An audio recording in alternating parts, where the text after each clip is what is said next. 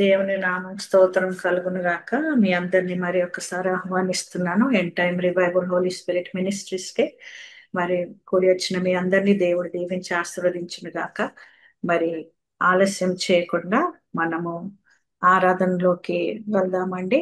మరి మన మధ్యలో నాగరాజు బ్రదర్ ఉన్నారు, ఐజిఎఫ్ ఫౌండర్. మన మధ్యలో ఉండడం ఎంతో సంతోషకరం కాబట్టి మనము సమయాన్ని వృధా చేయకుండా ఆ బ్రదర్కి అప్పగిస్తాము. బ్రదర్, మీరు ప్రార్థన ఆరాధన కొరకు మరి వాక్యం కొరకు ప్రార్థించి మరి స్టార్ట్ చేయాలని ఈ సమయాన్ని మీకు అప్పగిస్తూ ఉన్నాను. మంచిది. సమయంలో మనం ఆరాధనలోనికి వెళ్దాం. ఈ సమయం చాలా శ్రేష్టకరమైనటువంటి సమయం. దేవుడు మనకు అనుగ్రహించినటువంటి ఈ గొప్ప సమయాన్ని ప్రభు అయినటువంటి యేసు క్రీస్తుకు మనం అప్పగించుకుందాం. ప్రార్థన చేసుకొని నేటి ఆరాధన కార్యక్రమాన్ని మనం ప్రారంభించుకుందాం. ప్రేమ నమ్మకము కలిగిన మా తండ్రి, మా ప్రభువా, మీకు స్తోత్రాలు. ఇదిగో మరొకసారి మీ సన్నిధానంలో నాయన ప్రభా మేము ఆరాధన చేస్తూ ఉంటుండగా నాయన ముందున్నటువంటి సమయం అంతా మీ నామ మహిమార్థమే మమ్మల్ని జ్ఞాపకం చేసుకోమని యేసు నామములో ప్రార్థిస్తున్నాము తండ్రి. ఆమేన్. మంచిది. మనం ఆరాధన చేద్దాం. ప్రియులరా, మేము పల్లె గ్రామాల్లో పరిచర్య చేస్తూ ఉంటుంటాం కనుక ఆ పల్లె గ్రామాల్లో ఏ విధంగా ఆరాధన ఆ గ్రామాల్లో జరుగుతూ ఉందో వారి భాషలో పాడుతూ, అలాగే మరలా తెలుగులో కూడా మేము పాడుతూ ప్రభువుని మహిమపరచడం జరుగుతూ ఉంది.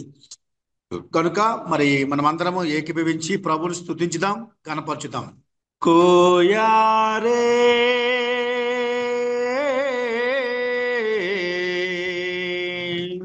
అరే బామారే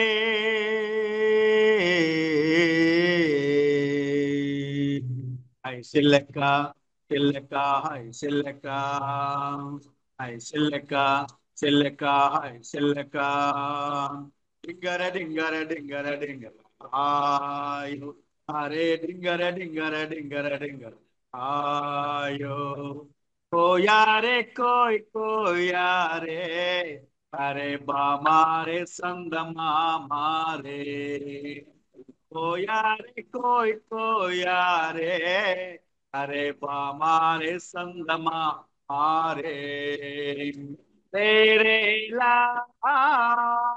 రే రే లా లా రే లా రే లా రే లా రే రే లా రే లా రే లా రే లా రే లా రే లా లా రే లా రే లా రే లా లా రే లా రే లా రే లా లా రే లా రే లా రే లా లా ఓ రే లా రే లా మా రే లా రే లా ఓ రే లా రే లా మా రే లా రే లా కోయారే కోయ్ కోయారే అరే పామారే సందమా ఆరే కోయారే కోయ్ కోయారే అరే బామారే సందమా ఆరే అన్న యేసో పుట్టేడే తొంగే చూడు, అన్న యేసో పుట్టేడే తొంగే చూడు, కిరు కరు నిమ్మాయుట కిరు కరు నిమ్మాయుట కిరు కరు నిమ్మాయుట కిరు కరు నిమ్మాయుట ఓ జాత గాడే నా జాత గాడే ఓ జాత గాడే నా జాత గాడే కోయారే కోయ్ కోయారే అరే బామారే సందమా మారే కోయారే కోయ్ కోయారే అరే బామారే సందమా మారే తూర్పున తార వెలిగింది, అరే పడమరున జ్ఞానాలొచ్చినారు, బంగారు బాల సాంబ్రాణి వారు కానుకలే అర్పించినారు. తూర్పున తార వెలిగింది, అరే పడమరన జ్ఞానాలొచ్చినారు, బంగారు బాల సాంబ్రాణి వారు కానుకలే అర్పించినారు. హల్లెలూయా హల్లెలూయా హల్లెలూయా హల్లెలూయా ఆమేన్. అరే హల్లెలూయా హల్లెలూయా ఆమేన్. హల్లెలూయా హల్లెలూయా ఆమేన్. హల్లెలూయా హల్లెలూయా ఆమేన్. దేవా మీకు స్తోత్రం స్తోత్రం స్తోత్రం స్తోత్రం. నాయనా మా జీవితాల్లో మీరు చేసినటువంటి గొప్ప నాయనా మేలుల కొరకై మీకు వందనాలు. మీతో ఉండే భాగ్యం తండ్రి నాయన మీకు స్తోత్రాలు. నాయనా ఇదిగో ప్రభా నాయనా మీతో జీవించే జీవితాలు మాకు ఎల్లప్పుడూ నాయన నూతనమైనటువంటివిగా, ఎల్లప్పుడూ ప్రభా మిమ్మల్ని గణపరిచేవిగా ప్రభా మీరు ఉంచినందుకై మీకు స్తోత్రం స్తోత్రం స్తోత్రం స్తోత్రం. నాయనా మీకు వందనాలు చెల్లిస్తున్నాం.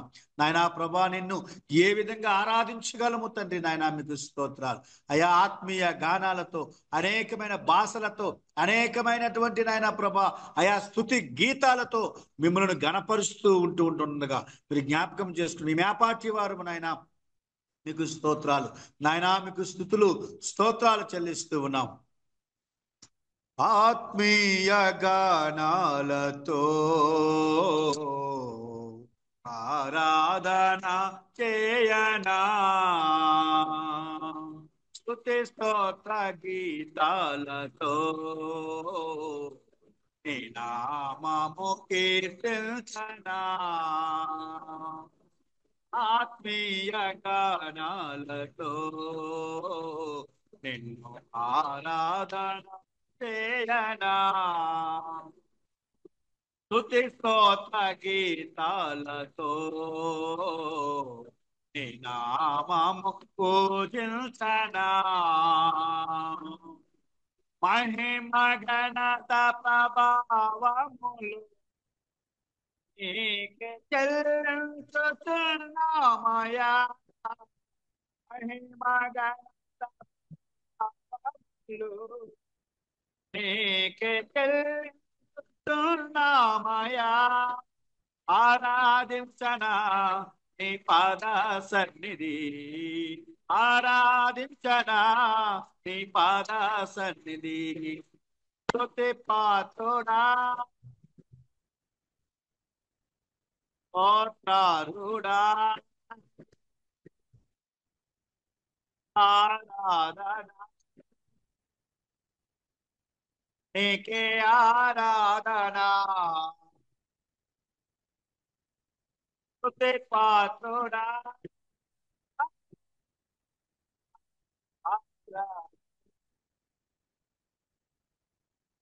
నీకే ఆరాధన. ఆత్మీయ గానాలతో ఆరాధన చేయనా, సమీపించరాని తేజస్సులో వసించుచున్న పరిశుద్ధుడా. సమీపించరాని తేజస్సులో వసించుచున్న పరిశుద్ధుడా. కెరూబులు సెరాపులు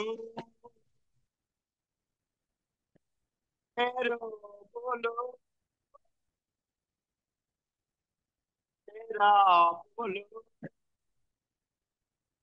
దేవారాధులు నీ సన్నిధిలో, దేవారాత్రులు నీ సన్నిధిలో స్తోత్రం చేసిన నా ప్రాణనాథుడా. స్తోత్రం చేసిన నా ప్రాణనాథుడా. స్తుతి పాత్రుడా స్తోత్రారుడా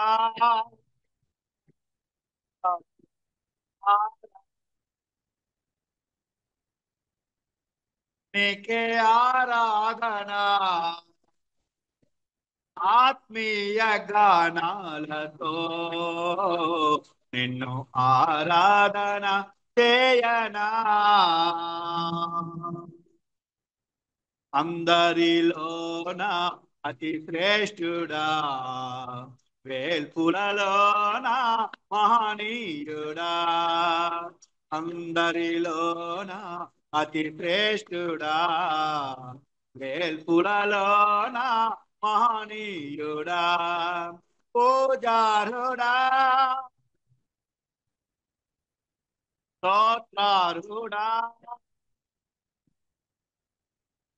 పూజారుడా స్తోత్రారుడా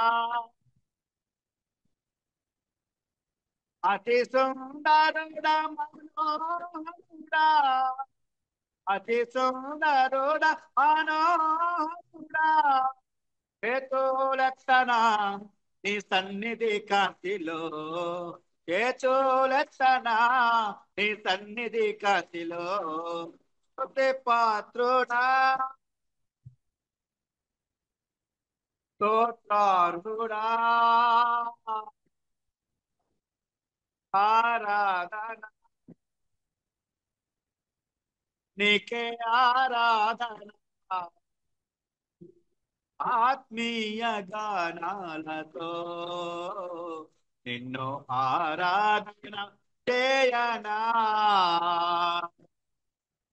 దేవా మీకు స్తోత్రం, పరిశుద్ధుడా మీకు స్తోత్రములు నాయన. ఏమి చెల్లించి మీ రుణం తీర్చుకోగలం నాయన. దేవా నాయనా ప్రభా, అతి శ్రేష్ఠుడువు ప్రభా, అందరిలో నా అతి శ్రేష్ఠుడువు నాయన ప్రభా. వేల్పులలో నాయన మీలాంటి వారు లేరు ప్రభా. మీకు స్తోత్రాలు నాయన. పూజార్హుడా స్తోత్రార్హుడా నాయన మీకు స్తోత్రాలు నాయన. మమ్మలను రక్షించుటకై, మమ్మలను ప్రేమించుటకై దేవా ఈ లోకానికి వచ్చినటువంటి దేవుడవు తండ్రి. అగ్ని జ్వాలల వంటి నేత్రాలు కలిగిన వాడువు తండ్రి. అపరంజిన పోలిన పాదములు కలిగిన వాడువు నాయన మీకు స్తోత్రాలు. ఏమిచ్చి నాయనా మీ రుణం తీర్చగలము, ఏ విధంగా మిమ్మల్ని స్తుతించగలము ప్రభా. నాయనా మీకు స్తోత్రం, స్తోత్రం, స్తోత్రము నాయన.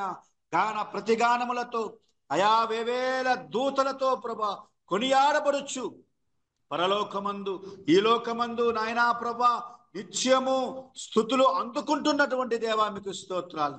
ఈరోజు ప్రభా నాయన మీరు మాకు ఇచ్చిన గొప్ప భాగ్యం తండ్రి నాయన. ఇదిగో ప్రభా నాయన, రాజ్యాలు దాటి, దేశాలు దాటి, సముద్రాలు దాటి ఆయన ఎక్కడో నాయన ఈ భూమి మీదే ఉన్నతమైనటువంటి దేశముగా ఉన్నటువంటి అమెరికా దేశంలో ప్రభా అయా మేము ఆరాధించడానికి మీరు ఇచ్చిన గొప్ప భాగ్యం నాయనా మీకు స్తోత్రాలు. మీ బిడ్డల మధ్య నిలబడడానికి నిలవబెట్టిన దేవా మీకు స్తోత్రము నాయనా. యేసయ్యా మీకు స్తోత్రాలు. అగ్ని జ్వాలల వంటి నేత్రాలు గలవాడ, అపరంజిని పోలిన పాదాలు గలవాడ, అగ్ని జ్వాలల వంటి నేత్రాలు గలవాడ, అపరంజిని పోలిన పాదాలు గలవాడ. దేవా మీకు స్తోత్రం నాయనా. మీకు వందనాలు చెల్లిస్తున్నాను. పరిశుద్ధుడా మీకు స్తోత్రాలు.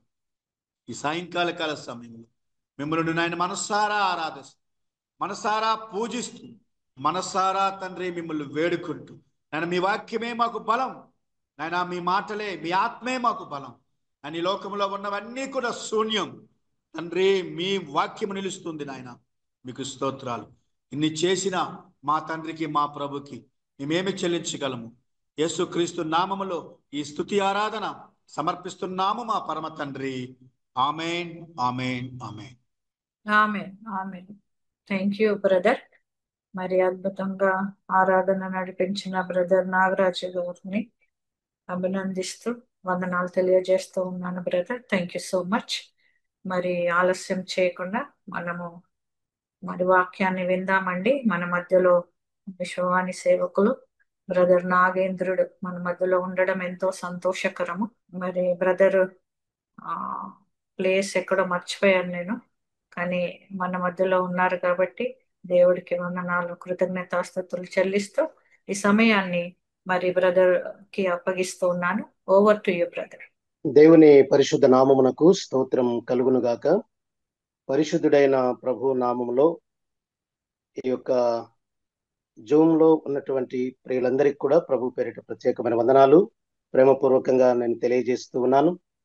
మరి ముఖ్యంగా నాకు ఈ అవకాశం ఇచ్చినటువంటి దేవాది దేవునికి, అలాగే end time and revival Holi spirit ministries వ్యవస్థాపకులైన సహోదరి ఎస్తేరు రాణి గారికి ప్రత్యేకమైన వందనాలు నేను ప్రేమపూర్వకంగా తెలియజేస్తూ ఉన్నాను.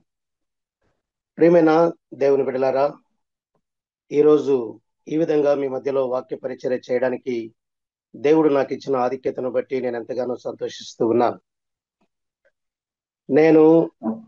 నా పేరు నాగేంద్రుడు.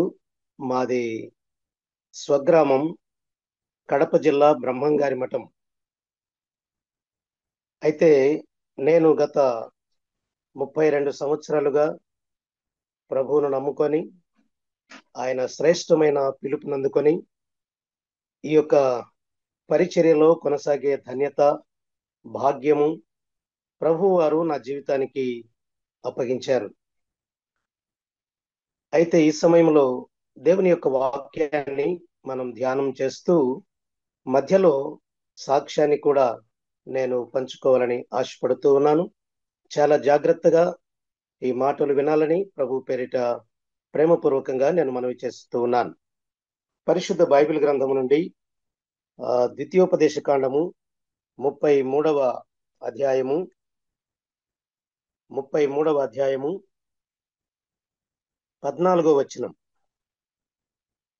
అందుకు ఆయన, నా సన్నిధి నీకు తోడుగా వచ్చును, నేను నీకు విశ్రాంతి కలుగజేసేదనగా, మోషే, నీ సన్నిధి రాని ఎడల ఇక్కడి నుండి మమ్మను తోడుకొని పోకుము. దేవుడి మాటలు మన కొరకు దీవించునుగాక. ప్రియమైనటువంటి దేవుని బిడ్డలారా, చదవబడిన వాక్య భాగములో నా సన్నిధి నీకు తోడుగా వచ్చును అని ప్రభువారు దేవుడు మనతో మాట్లాడుతూ మోషేతో మాట్లాడుతున్నప్పుడు ఆయన అంటున్నాడు, నీ సన్నిధి రాని ఎడల ఇక్కడి నుండి మమ్మల్ని తోడుకొని పోవద్దు, నీ సన్నిధి ఉంటేనే మమ్మల్ని తీసుకుని వెళ్ళు అని చెప్పి దేవునితో మాట్లాడుతూ ఉన్నట్లుగా మనం చూస్తూ ఉన్నాం. ఎప్పుడు దేవుడు తోడుగా ఉంటాడు? కొన్ని సమయాల్లో మాత్రమే ఉంటాడా, లేకపోతే అన్ని సమయాల్లో మనతో ఉంటాడా అని అంటే దేవుడు అంటాడు, ఇదిగో యుగ సమాప్తి వరకు సదాకాలము మీకు తోడుగా ఉన్నాను అని వాగ్దానం చేసినటువంటి దేవుడు మన దేవుడు, గొప్ప దేవుడు. ఈ లోకంలో మరి మనల్ని ప్రేమించిన వాడు, మన కొరకై ప్రాణం పెట్టినవాడు, మన కొరకై చనిపోయి తిరిగి లేచినవాడు, మన కొరకై పరలోకములో స్థలము సిద్ధపరుస్తున్నటువంటి దేవాది దేవుడు. ఆయనే మహోన్నతుడు, ఆయనే సర్వోన్నతుడు, ఆయనే సర్వశక్తిమంతుడు. ఇంకా ఆయన కంటే మించిన వారు ఎవరు లేరు. కనుక ఈ లోకంలో అనేక గ్రంథాలు చూసినప్పుడు వాటిలో ఏమంటాడంటే, ఎవ్వనిచే జనించు జగమెవ్వని లోపల నుండి లీనమై, ఎవ్వని ఎందుడిందు పరమేశ్వరుడు ఎవ్వడు, మూల కారణం ఎవ్వడు, అనాది మధ్య లయుడైన సర్వము తానైన వాడెవ్వడు, వాని ఆత్మభవు ఈశ్వరునే శరణంబు వేడదన్నని ఉంది. ఎవరు ఈశ్వరుడు అంటే, మరి ఈ లోకంలో మరి అందరూ అనుకున్నట్లుగా మెడలో సర్పములు ధరించి లేక శ్మశానములో విభూతిని రాసుకున్నటువంటి ఈశ్వరుడు కాదు. విశ్వమును సృజించిన వాడు, మాట చేత కలుగజేసినటువంటి దేవుడు. సమస్తమును కలుగునుగాక అని మరి ఆయన అన్నప్పుడు సమస్తమును కూడా కలిగాయి. నేల మట్టి తీసి నరుని చేసి వాని నాసికారంధ్రములలో జీవవాయువును ఊదగా నరుడు జీవాత్మయనని చెప్పి దేవుని యొక్క వాక్యము తెలియచేస్తూ ఉంది. తన పోలికలో తన స్వరూపములో మనల్ని చేసుకున్నాడు. అందుకే మానవ జన్మ ఎంతో ఉత్తమమైనది. మరలా ఈ జన్మ, ఇక జన్మలంటూ లేవనుకోండి. లోకములో అనేకులు చెప్పినట్లుగా చాలా జన్మలు ఉన్నాయని చెప్తారు, కానీ పరిశుద్ధ బైబిల్ గ్రంథం జన్మలు లేవు. ఒకే ఒక జన్మ. మానవుడు ఒకేసారి పుట్టాలి, ఒకేసారి జీవించాలి, ఒకేసారి చనిపోవాలి. ఆ తర్వాత తీర్పు జరుగుతుందే తప్ప మరి మరలా జన్మలు అంటూ లేవు అని పరిశుద్ధ బైబిల్ గ్రంథం తెలియచేస్తూ ఉంది. కాబట్టి మానవ జన్మ ఎంతో ఉత్తమమైంది. కాబట్టి ఈ జన్మ సార్థకము చేసుకోవాలి. ఈ లోకంలో దేవుడు ఎందుకు మనల్ని పుట్టించాడు, ఎందుకు మనల్ని నడిపిస్తున్నాడు, ఎందుకు మనల్ని జీవింపజేస్తున్నాడు, మనము అటువంటి గొప్ప దేవుని కొరకు ఎలా జీవించాలి అని మనం ఈ లోకంలో ఉండగానే మనం తీర్మానం చేసుకోవాలి. చాలా మంది అంటారు, తర్వాత చూసుకోవచ్చులేండి, ఇప్పుడు చాలా అనుభవించవలసినవి చాలా ఉన్నాయి అని చెప్పి రకరకాలుగా మాట్లాడుతూ ఉంటారు. కానీ ఎప్పుడు మనకు గ్యారెంటీ లేదు, ఎప్పుడు ఏమవుతుందో తెలియదు. మానవుని యొక్క జీవితం నీటి బుడగ లాంటిది, ఎప్పుడు టప్పని ఎగిరిపోతుందో తెలియదు. కనుక ప్రియమైనటువంటి వారలారా, కాబట్టి ఈ యొక్క జీవం ఉండగానే ఈ యొక్క జీవితాన్ని మనం యూటిలైజ్ చేసుకోవాలి, దేవుని కొరకు మనం ఉపయోగించాలి. అందుకే ఇక్కడ మోషే మరి 40 సంవత్సరాలు ఆ యొక్క మరి రాజరికంలో పెరిగాడు, అంతఃపురములో పెరిగాడు, సకల విద్యలు అభ్యసించాడు. 40 సంవత్సరాలు మిథ్యాను అరణ్యములో కఠినమైన శిక్షణ పొందాడు. శిక్షణ పొంది 6 లక్షల కాల్బలమును నడిపించగలిగినటువంటి గొప్ప నాయకుడయ్యాడు. ఇశ్రాయేలు ప్రజలను ఐగుప్తు బానిసత్వము నుంచి విడిపించటానికి, వారిని విడిపించి తీసుకుని వెళ్ళడానికి సమర్థవంతమైనటువంటి నాయకుడిగా దేవుడు మోషేను ఏర్పాటు చేసుకున్నాడు. అటువంటి మోషేతో దేవుడు మాట్లాడుతూ ఉన్నాడు. ఏమని? నా సన్నిధి నీకు తోడుగా వచ్చును. దేవునికి స్తోత్రం. అలనాడు మోషేతో మాట్లాడినటువంటి దేవుడు ఈనాడు మనతో కూడా మాట్లాడుతున్నాడు అన్న సత్యాన్ని మనం గమనించాలి, మన జీవితానికి అన్వయించుకోవాలి. ఆ రోజు మోషేతో ఏ సందర్భంలో మాట్లాడాడు, ఎప్పుడు ఆయనతో ఉన్నాడు, ఎప్పుడు ఆయనకు ధైర్యం ఇచ్చాడు, ఎప్పుడు ఆయనను బలపరిచాడు అని మనం ఆలోచన చేయాలి. ఈ లోకంలో కూడా మరి ఆనాడు ఉన్న దేవుడే ఈనాడు ఉన్నాడు. ఆయన నిన్న నేడు రేపు ఏకరీతిగా ఉన్నవాడు, మార్పు లేనివాడు, మారని దేవుడు. అలాంటి గొప్ప దేవుడు మనకు తోడుగా ఉన్నాడు. పరిశుద్ధ బైబిల్ గ్రంథంలో మనం చూస్తే ఆదికాండం 26వ అధ్యాయము 13వ వచనంలో చూస్తే, ఆదికాండం 26వ అధ్యాయము 13వ వచనంలో మనం చూస్తే, ఆదికాండం 26వ అధ్యాయము 13వ వచనం, అక్కడ అతడు మిక్కిలి గొప్పవాడగు వరకు క్రమక్రమముగా అభివృద్ధి పొందుచూ వచ్చెను. అతనికి గొర్రెల ఆస్తియు, గొడ్ల ఆస్తియు, దాసులు గొప్ప సమూహమును కలిగినందున ఫిలిస్తీయులు అతని యందు అసూయపడిరి. అతని తండ్రి అయిన అబ్రహాము దినములలో అతని తండ్రి దాసులు త్రవ్విన బావులన్నిటినీ ఫిలిస్తీయులు మన్ను పోసి పూడ్చివేసిరి. ప్రియమైనటువంటి దేవుని బిడ్డలారా, మరి చదువుబడిన వాక్య భాగంలో మనం చూస్తే అబ్రహామును దేవుడు పిలిచాడు. అబ్రహాము విగ్రహారాధికుడు, చంద్రదేవతను పూజించేవారు. వారి తండ్రి ఆ యొక్క మరి బొమ్మలు చేసి అమ్మేవాడు. అలాంటి కుటుంబంలో నుంచి దేవుడు అబ్రహామును పిలుచుకున్నాడు. పిలుచుకొని మరి తాను ఎరుగనటువంటి ప్రాంతానికి పిలుచుకున్నాడు. నేను దీవిస్తాను, నీ సంతానాన్ని ఎలా దీవిస్తాను అంటే, ఆకాశ నక్షత్రాల్ని లెక్క పెట్టగలవా, సముద్రపు యొక్క మరి ఇసుక రేణువులను లెక్క పెట్టగలవా అని, మరి అంతకంటే ఎక్కువ విస్తారమైనటువంటి నీ సంతతిని విస్తరింపచేస్తానని, ఆశీర్వదిస్తానని దేవుడు వాగ్దానము చేసి అబ్రహామును పిలిచాడు. అయితే అబ్రహాము కాలములో అబ్రహాముకు చెప్పినట్లుగా అబ్రహామును దీవించాడు. లోతు ఆస్తి అంతా పంచుకుని పోయిన, పచ్చటి ప్రదేశానికి వెళ్ళిపోయిన, తాను కోరుకున్నటువంటి ప్రదేశానికి వెళ్ళిపోయిన అబ్రహాము దేవుని యందు విశ్వాసం ఉంచాడు, నమ్మకం ఉంచాడు. అందుకే అబ్రహాముకు తూర్పు వైపు పోయినా, పడమర వైపు పోయినా, ఉత్తరం వైపు పోయినా, దక్షిణపు వైపు పోయినా, 4 వైపులా కూడా విస్తారమైనటువంటి మరి ఏమైతే లోతు తీసుకుని పోయాడో, అయ్యో అంతా తీసుకుని పోయాడే, నాకేం ఉంచలేదే అన్నటువంటి, నేను తీసుకొస్తే వచ్చినటువంటి వ్యక్తి నా ద్వారా గొప్పవాడై ఈరోజు నా ఆస్తినంతా తీసుకొని పోతున్నాడని అబ్రహాము అసూయపడలేదు. అబ్రహాము మిగిలి ఉన్న దానితోనే తృప్తి పొందాడు. మిగిలి ఉన్నదానే మరి దేవుడు అంతకంటే ఎక్కువగా అబ్రహామును దీవించినట్లుగా మనం చూస్తూ ఉన్నాం. అబ్రహాము బావులు త్రవ్వించాడు. పొలాలకు నీళ్లు పారాలి అంటే ఆ రోజుల్లో బోర్లు లేవు. ఆ రోజుల్లో బావులు కష్టపడి తవ్వి మరి ఎంతో లోతుగా ఉన్నటువంటి ఆ బావుల్లో నుంచి నీరు బొక్కెనల ద్వారా చేది పొలాలకు పోసుకొని పండించేవారు. అయితే అలాంటి పరిస్థితుల్లో తన కుమారుడైనటువంటి ఇస్సాకును కూడా దేవుడు ఆ విధంగానే దీవించాడు.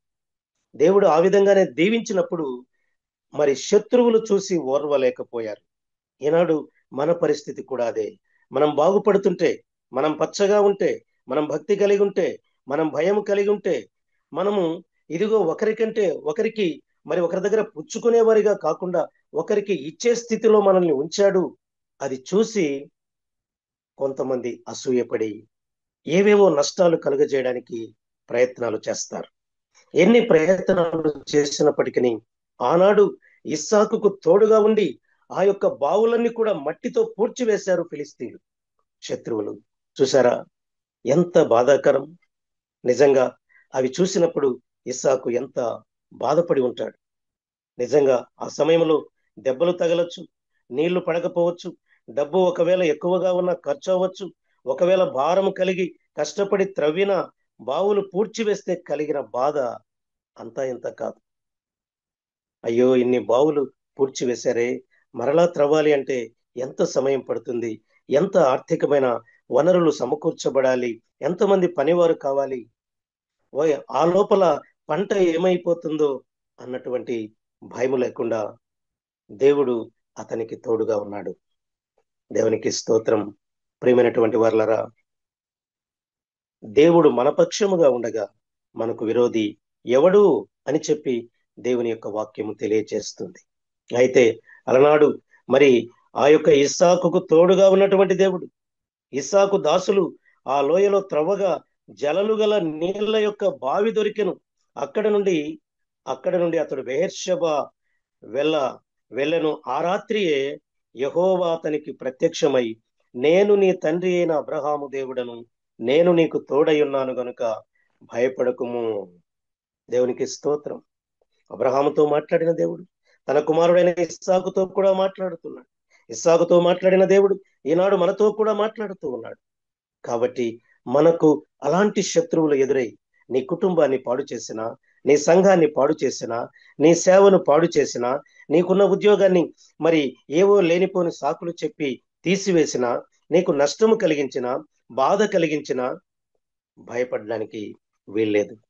ఎందుకంటే మనల్ని విడిపించగలిగిన శక్తిమంతుడు, మనల్ని తప్పించగలిగినటువంటి శక్తిమంతుడు మనతో ఆయన ఉన్నాడు అన్న సంగతిని మనం జ్ఞాపకం చేసుకోవాలని చెప్పి ప్రభు పేరిట ప్రేమపూర్వకంగా నేను మనవి చేస్తూ ఉన్నా.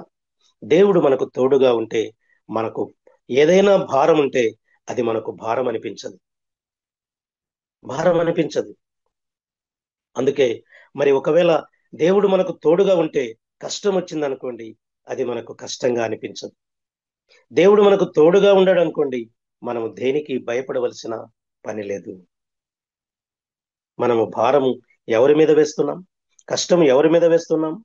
అందుకే ఆయన అంటాడు, నీ భారము యెహోవా మీద మోపుమో సోదరా, నీ భారము యెహోవా మీద మోపుమో సోదరి, ఆయనే నిన్ను ఆదుకొనును, ఆయనే నీదు సేద తీర్చును, నీ భారము యెహోవా మీద మోపుమో సోదరా. కాబట్టి మనకు భారం వచ్చినప్పుడు ఆ భారము ఆయన మీద మోస్తే మనకు భారం అనిపించదు, మన కష్టం ఆయన మీద పెడితే మనకు కష్టం అనిపించదు. కనుక ప్రియమైనటువంటి దేవుని బిడ్డలారా, ఆ యొక్క బావులు త్రవ్వడం కొద్దిసేపు పని కాదు, అదెంతో కష్టతరమైనటువంటి కొన్ని నెలలు సంవత్సరాలుగా చేస్తే ఆ యొక్క నీళ్లు దొరికేటటువంటి పని. అయితే వాళ్ళు పూడ్చివేసినా కానీ, అసూయతో చేసిన, కక్షలతో చేసిన, ఓర్వలేక చేసినప్పటికీ కూడా మరలా ఇస్సాకు దాసులు త్రవ్వినప్పుడు జలలు కలిగినటువంటి, అంటే సమృద్ధి అయినటువంటి నీటి వనరులు ఉన్నటువంటి ఆ యొక్క మరి ఊటలు లోపల నుంచి వచ్చాయి. దేవునికి స్తోత్రం.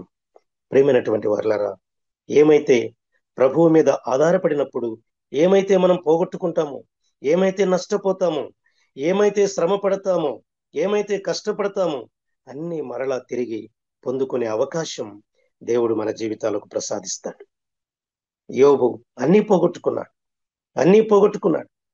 కాబట్టి తిరిగి దేవుని మీద ఆనుకున్నందుకు, యెహోవా ఇచ్చెను, యెహోవా తీసుకునెను, ఆయన నామానికే మహిమ కలుగునుగాకని చెప్పి భార్య ఒక వైపు దూషించినప్పటికీ, నీవు దేవుని దూషించి చచ్చిపో అని చెప్పి అనరాని మాటలు అన్నప్పటికీ కూడా దేవుడు సంతోషం ఇచ్చినప్పుడు అనుభవించలేదా? మరి కష్టం ఇచ్చినప్పుడు కూడా అనుభవించాలి కదా. మూర్ఖురాలు మాట్లాడినట్టు నువ్వు మాట్లాడుచున్నావని మరి యోబు చెప్పి ఆ విధంగా దేవుని కొరకు కనిపెట్టాడు. ఎంతైతే నష్టపోయాడో అంత రెట్టింపుగా దేవుడు యోబును దీవించాడు. దేవునికి స్తోత్రం. ప్రియమైనటువంటి వారలారా, అలాగే రెండవ వాక్య భాగాన్ని మనం చూద్దాం. ఆదికాండము 39వ అధ్యాయము. ఆదికాండము 39వ అధ్యాయము 19వ వచనం. ఆదికాండం 39వ అధ్యాయం 19వ వచనం. అక్కడ ఏమంటున్నాడంటే, కాబట్టి అతని యజమానుడు ఇట్లు నీ దాసుడు నన్ను చేసనని తన భార్య తనతో చెప్పిన మాటలు విన్నప్పుడు కోపముతో మండిపడి అతన్ని పట్టుకొని రాజు ఖైదీలు బంధింపబడు చెరసాలలో వేయించెను. అతడక్కడ చెరసాలలో ఉండెను.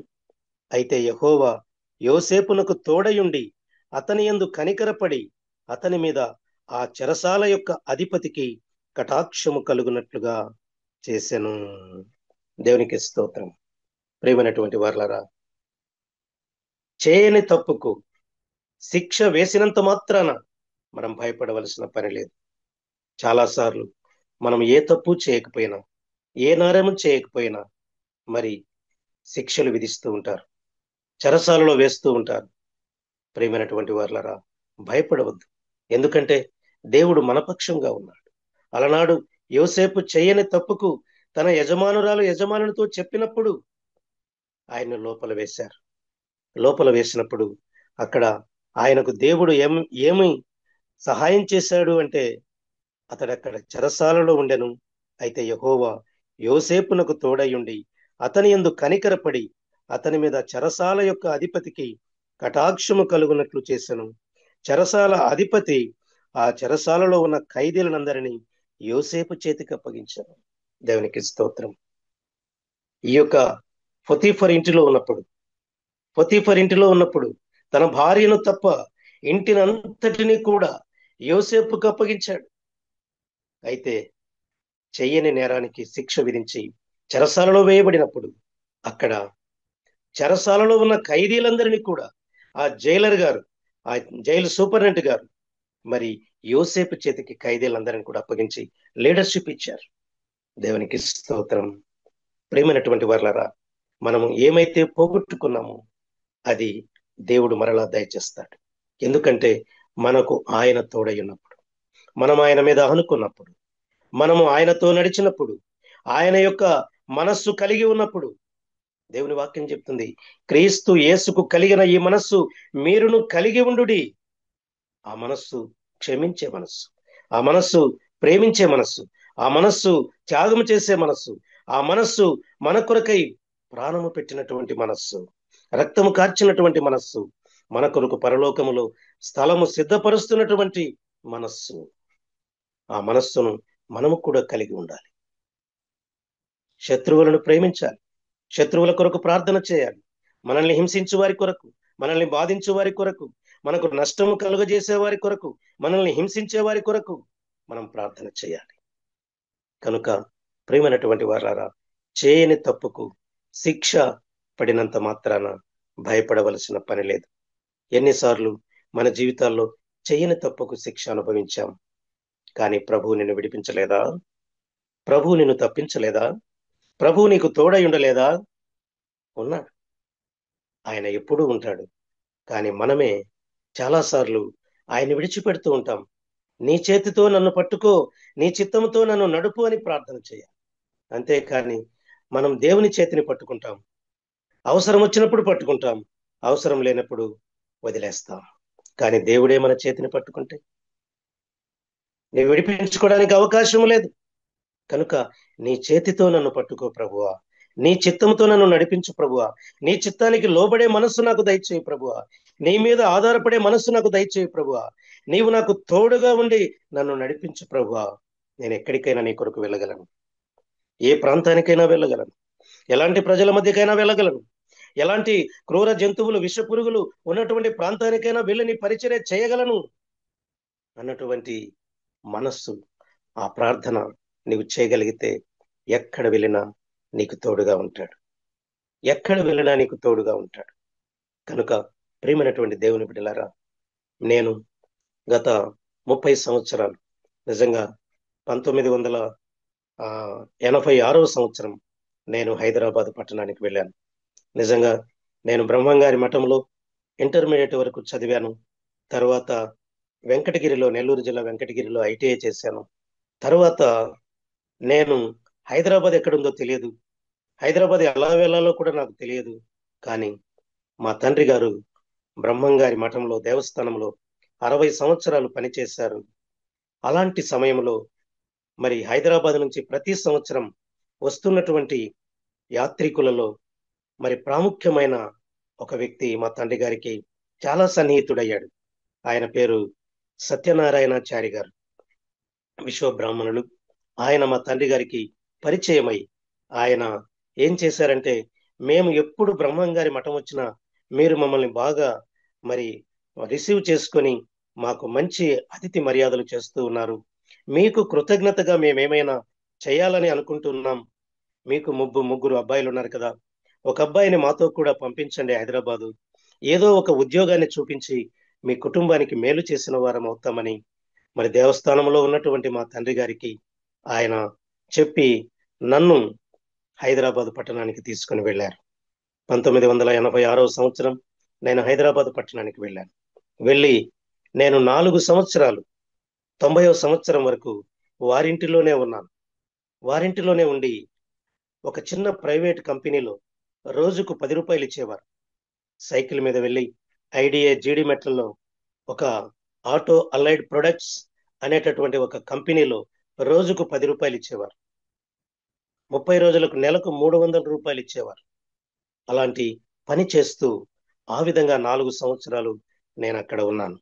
4 సంవత్సరాలు అక్కడ ఉన్నటువంటి పరిస్థితులలో ఆ ఇంటి యజమానునికి, అంటే సత్యనారాయణాచారి గారి వారికి 3 కుమారులు, 1 కుమార్తె. కుమార్తె పెద్దది, కుమారులు తర్వాత. అయితే ఆ కుమార్తెకు వివాహం అయిపోయింది. వాళ్ళు ఉండేదేమో జీడిమెట్ల, అయితే ఆమెను పెళ్లి చేసి పంపించిందేమో గోల్కొండ దగ్గర దర్గా, ఆ ప్రాంతానికి ఇచ్చారు. ఇచ్చిన తరువాత 1 కుమారుడు పుట్టాడు. కుమారుడు పుట్టిన తరువాత వారికి కొన్ని గొడవలు ప్రారంభమై, ఏదో కట్న కానుకల దగ్గర ఏమో తెలియదు, కానీ మొత్తానికి సమస్య ఏర్పడి ఆమె తల్లిదండ్రుల ఇంటికి వచ్చేసింది. 4 సంవత్సరాలు తల్లిదండ్రుల ఇంటిలోనే ఉంది. అయితే మరి ఇంటి ప్రక్క వారు, ఇరుగు పొరుగు వారు అనే మాటలు, సూటిపోటి మాటలు తట్టుకోలేక ఎంతగానో బాధపడేది. తల్లిదండ్రులు పూజలు, నోములు, వ్రతాలు, తీర్థయాత్రలు ఎన్నో వేల రూపాయలు ఖర్చు పెట్టి ఆయన ప్రాగా టూల్స్ లో సూపర్వైజర్ గా పనిచేసేవారు. అయితే అన్ని వేల రూపాయలు ఖర్చు పెట్టినప్పటికీ కూడా ఏ దేవుడు కరుణించలేదు. ఏ దేవుడు ఆమె యొక్క కుటుంబ సమస్యను తీర్చి తన భర్త యొద్దకు చేర్చలేదు. అయితే ఇక చివరికి వారు వీరు అనే మాటలకి చచ్చిపోదామని చెప్పి ఆత్మహత్య చేసుకోవడానికి ప్రయత్నం చేసినప్పుడు ఒక సహోదరి, ఆమె పేరు అక్కినేని శ్రీవాణి, ఆమెది కృష్ణా జిల్లా నూజివీడు, ఈమెకు పరిచయమై ఆమెకు చెప్పింది, అమ్మా నేను కూడా ఒకప్పుడు ఇలాంటి పరిస్థితుల్లోనే ఉన్నాను.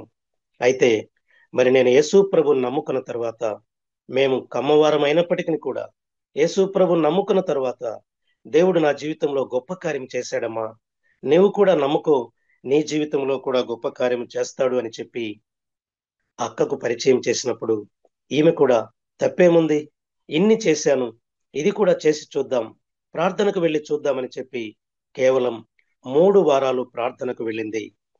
4వ వారం అద్భుత రీతిగా తన భర్త భీమాచారి ఆయన వచ్చాడు, ఆమెను తీసుకొని వెళ్ళాడు. దేవునికి స్తోత్రం. 4 సంవత్సరాలుగా పడిన వేదన 4 వారాల్లో, అంటే ఇక్కడ 4 వారాలు లేక 10 వారాలు 40 రోజులు, ఇది టెంపరవరీ భక్తి కాదు. కానీ ఆమె నమ్మకం, ఆమె 3 వారాలు వెళ్ళింది. 4వ వారంలో అద్భుతంగా తన భర్త రావడం, ఆమెను తీసుకుని వెళ్ళడం జరిగింది. తర్వాత మరలా 1 కుమారుడు, కుమార్తె పుట్టారు. దేవునికి స్తోత్రం. ప్రియమైనటువంటి వారలారా, ఈ సంఘటన జరిగినప్పుడు నేను అనుకున్నాను, యేసు ప్రభు ఇంత గొప్ప దేవుడా, యేసు ప్రభు మరి ఆయన ఎవరికో దేవుడు అని చెప్తారు కదా అని చెప్పి నాలో నేను అనుకుని, ఏదో ఆమె టైం వచ్చింది అయిపోయింది, కానీ అంతేగాని గొప్ప దేవుడా పాడా అనుకుని నేను సైలెంట్ గా ఉండిపోయాను. అయితే ఆ తర్వాత ఆమె వెళ్ళిన ఒక నెల తరువాత నాకు ఒక చిన్న కడుపు నొప్పితో ప్రారంభమైన సమస్య చివరికి మరణాపాయ పరిస్థితికి దారితీసింది. నేను హైదరాబాదులోని ఖైరతాబాదులో విజయ మేరీ హాస్పిటల్లో నేను మరి అడ్మిట్ చేయబడ్డాను. చేయబడి హాస్పిటల్లో నెల రోజులున్నాను. ఇక డాక్టర్లు బ్రతకడు అని చెప్పి నన్ను డిశ్చార్జ్ చేసి పంపించేశారు. కానీ నన్ను తీసుకొచ్చిన ఆ ఇంటి యజమానుడు, అయ్యో మేము ఆశ చెప్పి వారిని తీసుకొని వచ్చామే, వారి అబ్బాయికి ఏమైనా అయితే మేమేం సమాధానం చెప్పాలి అని వారెంతో బాధపడి నన్ను అనేకమైన దేవతల దగ్గరికి తిప్పారు, దేవుళ్ళ దగ్గరికి తిప్పారు. నిమ్మకాయలు, వేపాకు, సాంబ్రాన్ని పొగవేసి ఆ పసుపు కుంకుమలు అన్ని తినిపించి ఏమేమో అంతరాలు వేసి తాయితలు వేసి ఏమేమో చేశారు. ఎన్ని చేసినప్పటికీ కూడా నాలో ఉన్న తీవ్రత తగ్గలేదు. కానీ తర్వాత మరలా ఆ అక్క కొన్ని రోజుల తర్వాత తల్లిదండ్రులను చూడాలని ఎంతో ప్రేమగా జీడిమెట్ల వచ్చింది. వచ్చేటప్పటికి నేను చాలా బలహీనంగా ఉన్నాను, మంచం మీద ఉన్నాను. నా పరిస్థితి ఆమె చూసింది. నిజంగా నేనంటే చాలా ప్రేమ ఆమెకి. ఎందుకంటే ఆమె 4 సంవత్సరాలు అక్కడ ఉన్నప్పుడు తన కుమారుడు, ఆయన గిరిరాజాచారి, ఇప్పుడు లాయర్గా పనిచేస్తున్నాడు హైదరాబాదులో. ఆయన్ని చిన్న వయసు నుంచి మరి ఆ 4 సంవత్సరాలు నేను ఎత్తుకొని పెంచాను. తన సొంత మామల్నేమో అన్న అంటాడు, నన్ను మాత్రం మామ అంటాడు. కానీ ఆ విధంగా అంత దగ్గరగా నేను ఎత్తుకొని పెంచాను. అందుకే నేనంటే చాలా ఇష్టం ఆమెకి. అయితే ఆమె నా పరిస్థితి చూసి, తమ్ముడు ఏంటి ఇలా అయిపోయావు నాగేంద్ర, నేను నీ కోసం ప్రార్థన చేస్తాను, దేవుని నమ్ముకో, దేవుడు నా జీవితంలో గొప్ప కార్యం చేయడం చూసావు కదా అంటే, ఏమక్క నాకు తెలియదు, నీకంటే సిగ్గు లేకపోతే నమ్ముకున్నావా దేవుణ్ణి, నాకొద్దు ఆ దేవుడు, నేను చచ్చిపోయినా పర్వాలేదు కానీ నాకు వద్దు అని చెప్పి గట్టిగా పట్టుపట్టాను. అయితే ఆమె నాకంటే కొంచెం దూరంగా వెళ్ళి మోకరించి ఆమె ఏడుస్తూ ప్రార్థన చేస్తుంది. ఏడుస్తూ ప్రార్థన చేస్తుంది నా కొరకు. నేను అది గమనించాను. అది కూడా పట్టించుకోలేదు. ఆ రాత్రి ఆ రాత్రి 11 గంటల సమయంలో నేను నా రూమ్ లో పడుకొని ఉన్నాను. ఒక స్వరం నాకు వినపడుతుంది, నా కుమారుడా నాగేంద్ర, ఈ రాత్రి లేచి నువ్వు బైబిల్ చదువు, నిన్ను నేను స్వస్థపరుస్తాను అని. ఏంటిది, కళ నిజమని లేచి కూర్చుంటే ఎవరు లేరు. ఏదో కళ వచ్చింది, నేను మరలా పడుకున్నాను. 3 సార్లు అదే స్వరం నాకు వినబడతా ఉంది. అప్పుడు నేను ఏం చేయాలి? బైబిల్ అంటే నాకు కోపం, బైబిల్ అంటే వ్యతిరేకం, ఆ దేవుడు అంటే పడదు. కానీ ఇక్కడ నువ్వు బైబిల్ చదువు స్వస్థపరుస్తానని నాకు నిద్ర లేకుండా ఇదే పదే పదే మాట్లాడుతుంటే లేచి ఆ అక్కతో ఉదయమే వాదించాను, తిట్టాను. నా దగ్గర బైబిల్ అయితే లేదు, ఆమెను అడిగి తీసుకోవాలంటే ఏమంటుందో ఏమో అని నాలో నేను సందేహపడుతూ నిద్రపోతున్న అక్కను లేపి బైబిల్ గ్రంథాన్ని అడిగి తీసుకొని ఎలా చదవాలో తెలియదు. నా రూములోకి వచ్చి కళ్ళు మూసుకొని తెరిచిన వెంటనే నేను చదివిన మొట్టమొదటి వచనం యెషయా గ్రంథము 45వ అధ్యాయము 6వ వచనం, నీవు నన్ను ఎరుగకుండినప్పటికీ నిన్ను నేను ఏర్పరచుకున్నాను, నేనే దేవుడను, నేను తప్ప వేరొక దేవుడు లేడు అన్న మాట మొట్టమొదట చదివాను. చదవగానే చాలా కోపం వచ్చింది. బైబిల్ని ఇసిరి కొట్టాను. నేను కూడా దేవుళ్ళలో ఒక దేవుణ్ణి అంటే బాగుండు, కానీ నేనే దేవుణ్ణి అంటే మిగతా వాళ్ళంతా దేవుళ్ళు కాదా అని కోపం వచ్చి బైబిల్ గ్రంథాన్ని ఇసిరి కొట్టాను. కొట్టగానే నాలో ఉన్న కడుపు నొప్పి ఎక్కువైపోయింది. విలవిలా కొట్టుకుంటూ ఉన్నాను, తల నేలకేసి బాదుకుంటూ ఉన్నాను. అయితే ఆ సమయంలో నా మనస్సాక్షి గదిస్తా ఉంది, ఒరే పిచ్చోడా, హాస్పిటల్కి వెళ్ళావు, మంత్రాలకు వెళ్ళావు, దేవతల దగ్గరికి వెళ్ళావు, ఎన్ని చేసినా నీకేం బాగు కాలేదు కదా, ఉచితంగా బాగు చేస్తానని ప్రభువు పిలుస్తుంటే నువ్వెందుకు నిర్లక్ష్యం చేస్తున్నావు, ఆ బైబిల్ తీసుకుని చదువు అని పదే పదే నా మనస్సాక్షి గద్దిస్తే ఆ పడవేసిన బైబిల్ని తీసుకుని వచ్చి నేను చదవడం ప్రారంభిస్తే మరి ఎలా చదివాను, మొదటి నుంచి నేను చదవలేదు. ఆ కీర్తనలు, సామెతలు, ప్రసంగి, పరమగీతం ఇవన్నీ తెల్లవారి 6 గంటల వరకు చదువుతూ ఉన్నాను.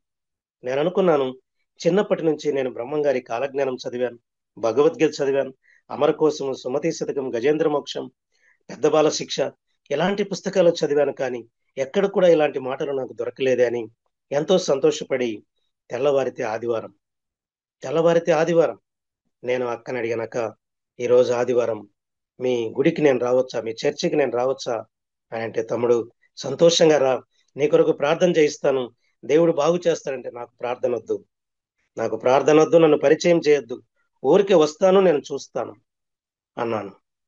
అని అన్నప్పుడు సంతోషంగా రమ్మని చెప్పింది. అయితే నేను ప్రతిరోజు కూడా స్నానం చేసి అనేకమైన శ్లోకాలు, మంత్రాలు అన్ని ధ్యానం చేసేవాడిని. అసలు నాకు చిన్నప్పటి నుంచి ఒక ఆశ ఉండేది. దేవుడు ఎలా ఉంటాడు? దేవుని చూడాలి. దేవుని చూడాలంటే ఏం చేయాలి? పూజ చేయాలి. ఈ పూజ ఎన్ని రోజులు పూజ చేసినా ఎక్కడ కనిపించలే. కానీ బ్రహ్మం గారి కాలజ్ఞానం నేను చదువుతూ ఉన్నప్పుడు అక్కడ పంచాక్షరి మంత్రం, అష్టాక్షరి మంత్రం, ద్వాదశాక్షరి మంత్రం, 3 మంత్రాలు ఉన్నాయి. ఓం నమ శివాయ అనేది పంచాక్షరి మంత్రం, ఓం నమో నారాయణ అనేది అష్టాక్షరి మంత్రం, ఓం హ్రీం క్లీం శ్రీం శివాయ బ్రహ్మణే నమః అనేది ద్వాదశాక్షరి మంత్రం. ఈ 3 మంత్రాలు 10,000 సార్ల కంటే ఎక్కువగా జపించాను, కానీ నాకెవరు కనిపించలేదు. చూసారా? కనుక అయితే ఆయన నా ఆశలు జూమ్ లో చెప్పాలంటే అమ్మా ఏంటమ్మా? కంటిన్యూ హలో, చేయండి, ఎవరు మాట్లాడుతూ. ఓకే. కనుక ప్రియమైనటువంటి వర్లరా, అయితే నేను ఆ రోజు కూడా స్నానం చేసి శ్లోకాలు, మంత్రాలన్నీ చదువుకొని, విభూది రేఖలు పూసుకొని, గంధము బొట్టు పెట్టుకొని, కుంకుమ బొట్టు పెట్టుకుంటే కానీ నేను బయటకు వెళ్ళేవని కాదు. నేను అనుకున్నాను, ఈ క్రైస్తవులు బొట్టు పెట్టుకొని రావద్దంటారు కదా, నేను పెట్టుకొనే వెళ్తాను చర్చికి, ఏమంటారో చూద్దామని చెప్పి ఆ ప్రకారం నేను శ్లోకాలు, మంత్రాలు చదువుకున్నాను. ఎందుకంటే క్రైస్తవుల చర్చికి వెళ్తున్నాను కదా, కాబట్టి నేను కొన్ని ఎక్కువగానే చదువుకోవాలి అని చెప్పి నేను కొన్ని చదువుకున్నాను.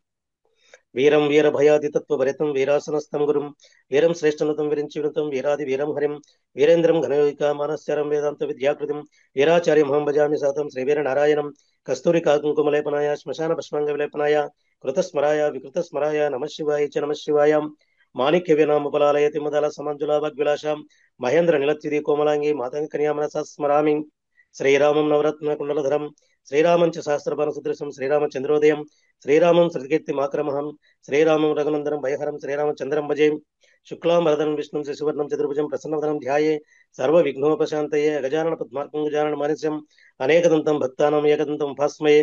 ఇలా చెప్పుకుంటూ పోతే ఈ రాత్రి అంతా సరిపోతుంది. కానీ నేను ఎందుకు చెప్పానంటే ఒకరిని విమర్శించడానికి కాదు, ఒకరిని క్రిటిసైజ్ చేయడానికి కాదు.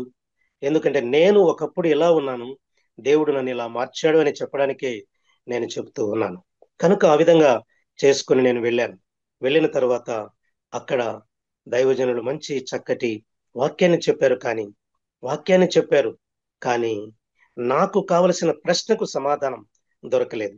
యేసు ప్రభువే నిజమైన దేవుడు ఎట్లా? ఈ ప్రశ్నకు సమాధానం కావాలి. నేను పాస్టర్ గారి దగ్గరికి వెళ్ళి, అందరూ వెళ్ళిపోయిన తర్వాత నన్ను నేను పరిచయం చేసుకొని ఆ ప్రశ్న అడిగినప్పుడు మా పాస్టర్ గారు భారత్ బైబిల్ కాలేజీ ప్రొఫెసర్, ఆయన రెవరెండ్ యు నాగన్న గారు, ఆయన ప్రభువునందు నిద్రించారు, ఇప్పుడు లేరు. ఆయన చెప్పారు, బాబు ఒక పుస్తకం ఇస్తాను, ఈ పుస్తకం నీవు తీసుకుని వెళ్ళి చదువు, నీకేమైనా సందేహం వచ్చినప్పుడు నన్ను అడుగు అని చెప్పి ఆయన పుస్తకం ఇచ్చారు, క్రొత్త నిబంధన పుస్తకాన్ని. అప్పుడు నేను ఇంటికి వచ్చిన తర్వాత అనుకున్నాను, ఎంత తొందరగా చదివి అంత తొందరగా పాస్టర్ గారితో వాదించాలి అనుకున్నాను. కానీ 15 రోజుల్లో అది చదివి ముగించేసిన తర్వాత అసలు యేసు ప్రభు వారు ఎవరు, ఎందుకు వచ్చారు ఆయన ఈ లోకానికి, ఏం చేశారు ఆయన, ఇలా చేసిన వారు 33 కోట్ల దేవతలు అనబడిన వారిలో ఎవరైనా ఉన్నారా అని సత్యాన్వేషణ చేస్తే ఎవరు కూడా లేరు. కనుక అప్పుడు నేను తర్వాత మరి చర్చికి వెళ్ళి అక్కడ పాస్టర్ గారితో ఇదంతా కూడా చెప్పి ప్రార్థన చేయించుకొని క్రమంగా నేను చర్చికి వెళ్ళడానికి ఇష్టపడినప్పుడు నాకున్నటువంటి నాకున్న బలహీనత అంతా కూడా క్రమేపీ తగ్గిపోయింది. దేవునికి స్తోత్రం. ఎప్పుడైతే నా జీవితంలో గొప్ప కార్యం ప్రభు చేశాడో 1990వ సంవత్సరం మార్చి 23వ తేదీ ప్రభు దగ్గర నా పాపాలు ఒప్పుకొని పశ్చాత్తాపడి హైదరాబాద్లోనే బోయినపల్లి సమీపంలో మరి హస్మత్పేట్ చెరువులో నేను బాప్తిస్మం పొందాను. బాప్తిస్మం పొంది ప్రభు కొరకు సాక్షిగా జీవించడానికి తీర్మానం చేసుకున్నాను. అయితే నేను బలహీనంగా ఉన్న దానికంటే ముందుగా ప్రైవేట్ కంపెనీలో పనిచేస్తున్నటువంటి నేను కొద్ది రోజులకి హెచ్ఎంటి కంపెనీలో నాకు జాబ్ వచ్చింది. జాబ్ చేస్తూ ఉన్నప్పుడే ఈ బలహీనత ఏర్పడింది. ఆ తర్వాత నేను మరలా కంపెనీకి వెళ్ళాలి. కంపెనీకి వెళ్ళి నేను మరలా డ్యూటీలో జాయిన్ అవ్వాలి. కానీ నేను ఒక ప్రార్థన చేశాను. ప్రభువా, మాకు హెచ్ఎంటి కంపెనీలో ఆదివారం సెలవు లేదు, కానీ సోమవారం సెలవు. ఇండస్ట్రియల్ ఏరియా అంతా కూడా సోమవారం సెలవిస్తారు, ఆదివారం ఇవ్వరు. కానీ నన్ను ఎలాంటి పరిస్థితుల్లో, ప్రాణాపాయ పరిస్థితుల్లో నన్ను స్వస్థపరిచి బాగు చేశావే, ఈ ఒక్క కార్యం చేస్తే ఇక నా జీవితాంతం నేను నీకు రుణపడి ఉంటాను, నీతోనే ఉంటాను అని చెప్పి అన్నాను. నాకు ఎలాగైనా ఆదివారం సెలవు వచ్చే విధంగా నాకు సహాయం చేయి. ఎందుకంటే ప్రతి ఆదివారం నీ సన్నిధికి రావడానికి నాకు అవకాశం ఉంటుందని అనుకుని నేను వెళ్ళాను. దేవుడు అనుకున్నట్లుగానే నా కొలీగ్, నాతో పాటు పనిచేస్తున్నటువంటి వ్యక్తి, ఆయన నేను అడగక మునిపే ఆ వ్యక్తి అవసరత ఉందట. ఆయన నాకు చెప్పాడు, మీరు ఆదివారం సెలవు తీసుకురండి, సోమవారం డ్యూటీ చేయండి. నేను నేను ఆదివారం డ్యూటీ చేసి సోమవారం సెలవు తీసుకుంటానని చెప్పి ఆయన మార్చుకున్నాడు. దేవునికి స్తోత్రం. ప్రభు ఎంత గొప్ప కార్యము చేశారో ఆలోచించాలని ప్రభు పేరిట ప్రేమపూర్వకంగా నేను మనవి చేస్తూ ఉన్నాను. తర్వాత మనము మూడవ వాక్య భాగంలోనికి వెళదాం. నేను వాక్యాన్ని ధ్యానం చేస్తూ మిగిలిన సాక్ష్యాన్ని కూడా నేను మీతో పంచుకోవడానికి ఇష్టపడుతూ ఉన్నాను. ఆదికాండం 31వ అధ్యాయం. ఆదికాండం 31వ అధ్యాయం. ఆదికాండం 31వ అధ్యాయము 5వ వచనం నుంచి 7వ వచనం వరకు మనము చూస్తే, మీ తండ్రికి నా యావత్ శక్తితో కొలువు చేసి తిని అని మీకు తెలిసే ఉన్నది. మీ తండ్రి నన్ను మోసపుచ్చి 10 మార్లు నా జీతము మార్చెను. అయినను దేవుడు అతని నాకు హాని చేయనీయలేదు. అతడు పొడలు గలవి జీతమగునని చెప్పిన ఎడల అప్పుడు మందలన్నీయు పొడలు గల పిల్లలనియనను. ఈ విధంగా మనుష్యులు మోసం చేస్తారు. ఎందుకంటే మనుష్యుల్ని నమ్ముకుంటే, కానీ దేవుని నమ్మిన వారు ఎప్పుడూ చెడిపోలేదు. మనుష్యుల్ని నమ్ముకున్న వారు ఎంతో మంది పతనమైపోయారు. కనుక అందుకే ఓ భక్తుడు అంటాడు, మానవులను నమ్ముకున్నాను, మోసపోయినాను, ఓడిపోయినాను,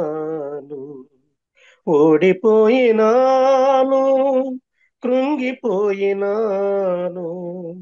కృంగిన నన్ను లేవనెత్తినావు, నీ ప్రేమతో నన్ను ఆదరించినావు.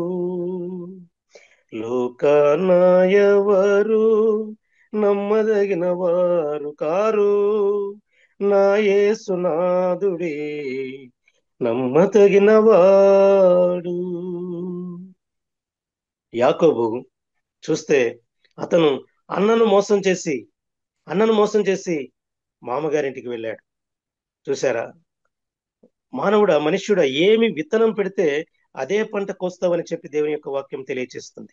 అన్నకు మోసం చేసి వెళ్ళాడు, తండ్రికి మోసం చేసి వెళ్ళాడు, అక్కడ మామ చేత మోసగించబడ్డాడు. అయినప్పటికీ కూడా యాకోబును దేవుడు ప్రేమించాడు. యాకోబుకు దేవుడు సహాయం చేశాడు. యాకోబుకు తోడుగా ఉన్నాడు. యాకోబు అనే పేరును మార్చి ఇశ్రాయేలుగా చేసినటువంటి దేవుడు. ప్రేమైనటువంటి వారలారా, మనుషుల్ని నమ్ముకుంటే మనం మోసపోతాం. దేవుణ్ణి నమ్మినవాడు ఎన్నడూ చెడిపోడు. దేవుణ్ణి నమ్మినవాడు అనేకమైన గొప్ప కార్యములు చూస్తారు. కనుక ప్రేమైనటువంటి వారలారా, ఆయా సందర్భాల్లో మనము మనుషుల చేతిలో చిక్కి మోసపోతూ ఉంటాం. ఎంతో మంది రకరకాలైనటువంటి మోసాలు, డబ్బు ఆశ చూపి, లేకపోతే ఇంకొకటి ఆశ చూపి, ఇంకొకటి చూపి మనల్ని మోసం చేస్తూ ఉంటారు.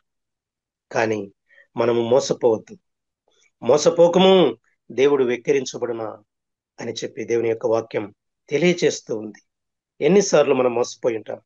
ఎన్నిసార్లు నన్ను మోసగించారు. నేను ఒకసారి 40,000 రూపాయలు బ్యాంకులో ఉన్నటువంటి డబ్బులు వేరే వాళ్ళు, నేను ఒక డిప్రెషన్ లో ఉన్నాను, మా మదర్ చనిపోయి ఆ రోజు ఉన్నప్పుడు, అలాంటి పరిస్థితుల్లో ఒకడు ఫోన్ చేసి, నీ ఏటీఎం కార్డు బ్లాక్ అయిపోయింది, అది మరలా తీయాలి అంటే మేము చెప్పినప్పుడు ఆ ఓటీపీ నెంబర్ చెప్పమని చెప్పాడు. నాకు తెలియదు అప్పటి వరకు. ఆయన అడుగుతూ ఉంటే నేను చెప్తూ ఉన్నాను. మొత్తం 40,000 రూపాయలు బ్యాంకులో నుంచి ఆ యొక్క దాంట్లో నుంచి స్కామ్ చేశాడు. తర్వాత వెళ్ళి ఏటీఎం పెట్టి చూస్తే ఏమీ లేదు. ప్రేమైనటువంటి వారలారా, ఆ విధంగా మోసపోయేవారు ఎంతో మంది ఉన్నారు. బ్యాంకు ఎంప్లాయర్స్ నే మోసం చేసేటటువంటి వారు ఉన్నారు. లేకపోతే రకరకాలైనటువంటి మరి నిన్ను ప్రేమిస్తాను, నిన్ను పెళ్లి చేసుకుంటాను అని చెప్పి మోసపరిచేవారు ఎంతో మంది ఉన్నారు. ఇదిగో నీకు నేను తోడై ఉంటాను, నీకు నా ప్రాణం ఇస్తాను, రకరకాల మాటలు చెప్పి ఆ విధంగా చేసేవారు ఉన్నారు. కానీ చివరికి చూస్తే చేతులు ఎత్తేసి వదిలేసి వెళ్ళిపోయిన వారు ఎంతో మంది ఉన్నారు. తప్పిపోయిన కుమారుని కూడా స్నేహితులందరూ ఎంతవరకు ఉన్నారు?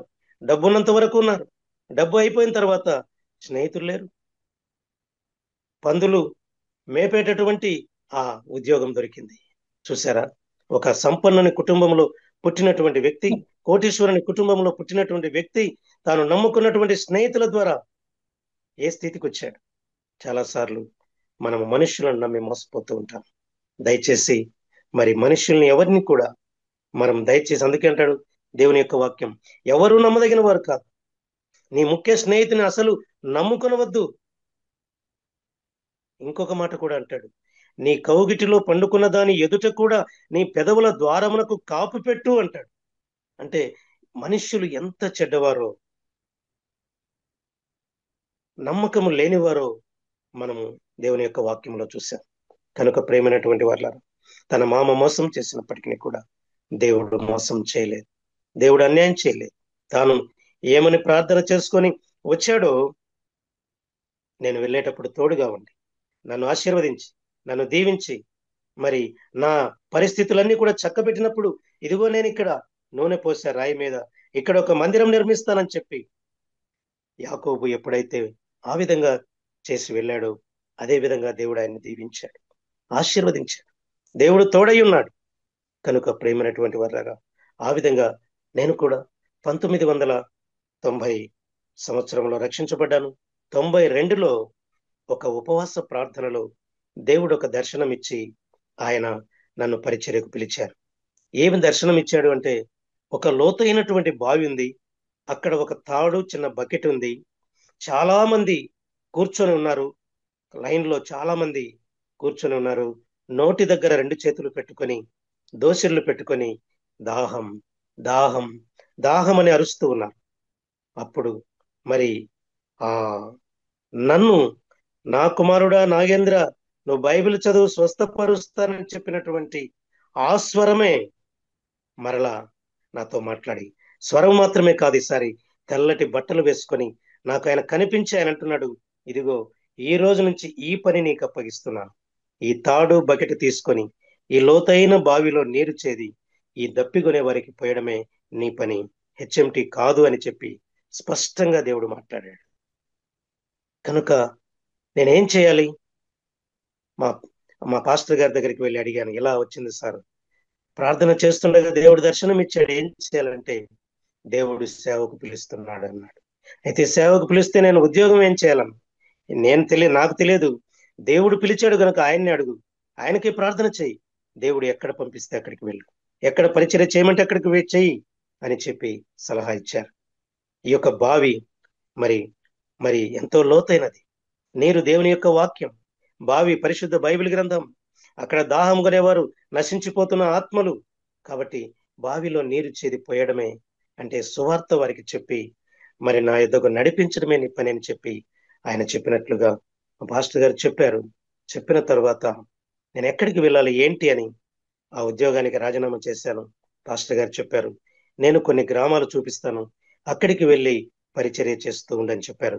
హైదరాబాద్లోని మేడ్చల్ సమీపంలోని కోంపల్లి, బాదురుపల్లి, దూలపల్లి, ఆ విధంగా కొన్ని ప్రాంతాలను నాకు అప్పగించి వెళ్ళమన్నారు. నేను వెళుతూ ఉన్నాను, కరపత్రికలు పంచుతున్నాను, నా సాక్ష్యాన్ని చెప్తూ ఉన్నాను.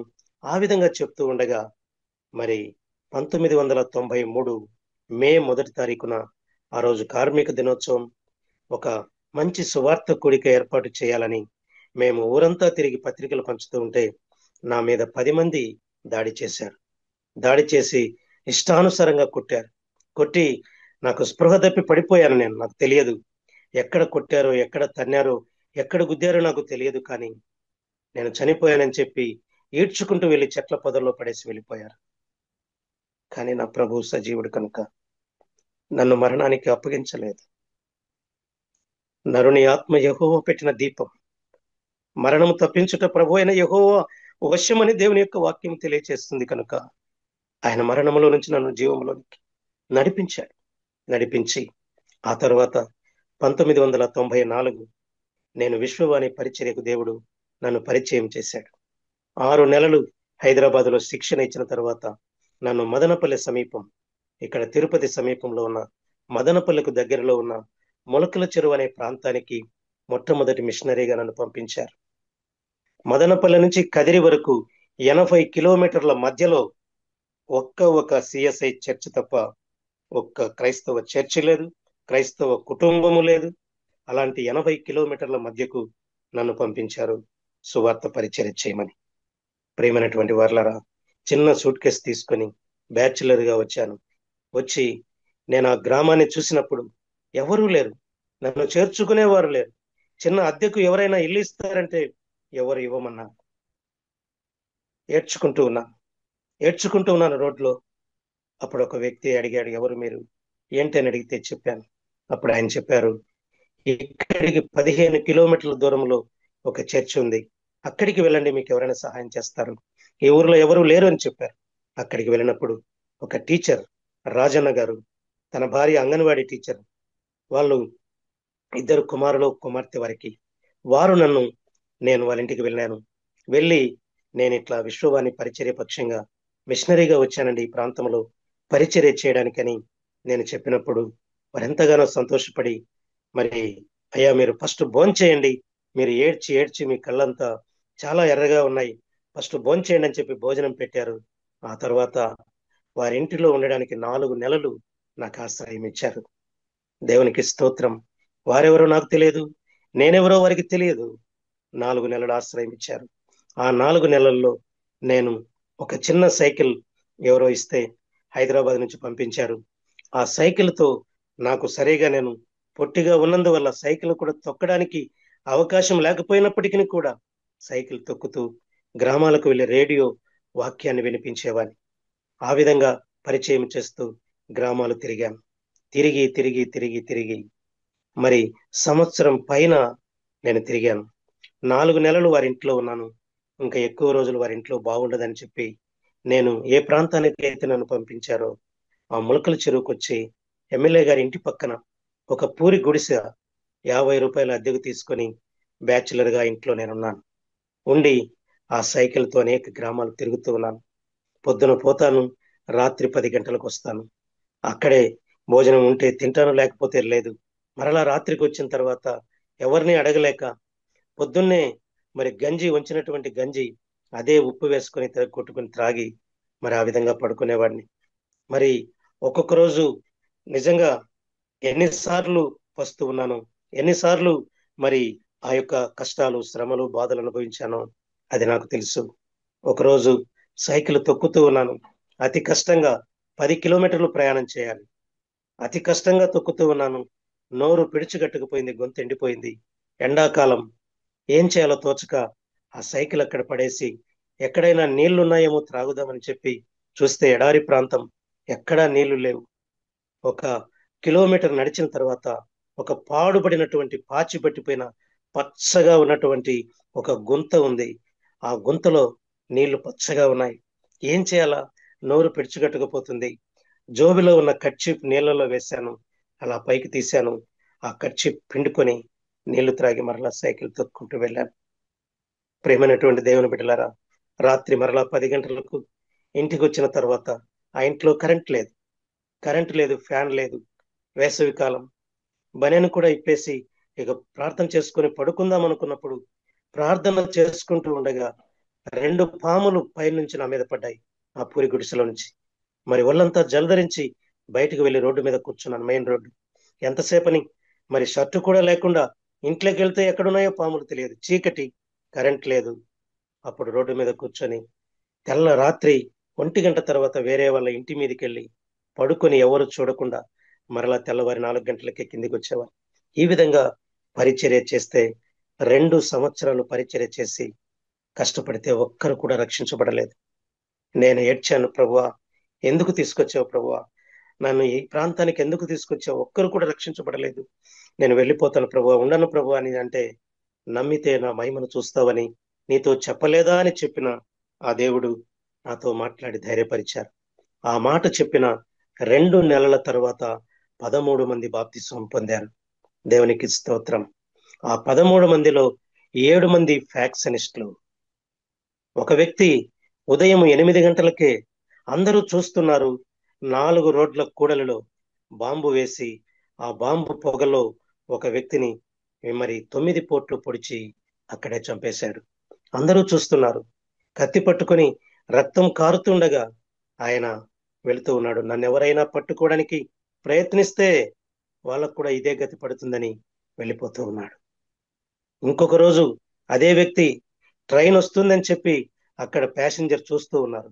అందులో ఒక వ్యక్తి ట్రైన్ వైపు చూస్తూ ఉండగా ఏట కొడవలతో నరికేశాడు.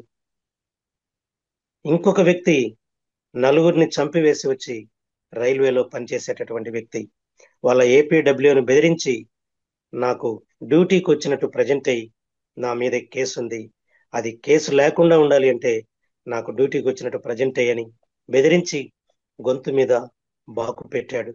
ప్రజెంట్ వేస్తావా, చంపేయాలని. వాళ్ళు ప్రజెంట్ వేశారు. నలుగురిని చంపిన కేసు లేదు. ప్రేమైనటువంటి వారులరా, అలాంటి వారు ప్రభువుని నమ్ముకొని, అలాంటి వారు బాంబులు చేత పట్టుకున్నవారు బైబిల్ చేత పట్టుకుంటే అక్కడున్న ఎమ్మెల్యే గారు ఆశ్చర్యపోయారు.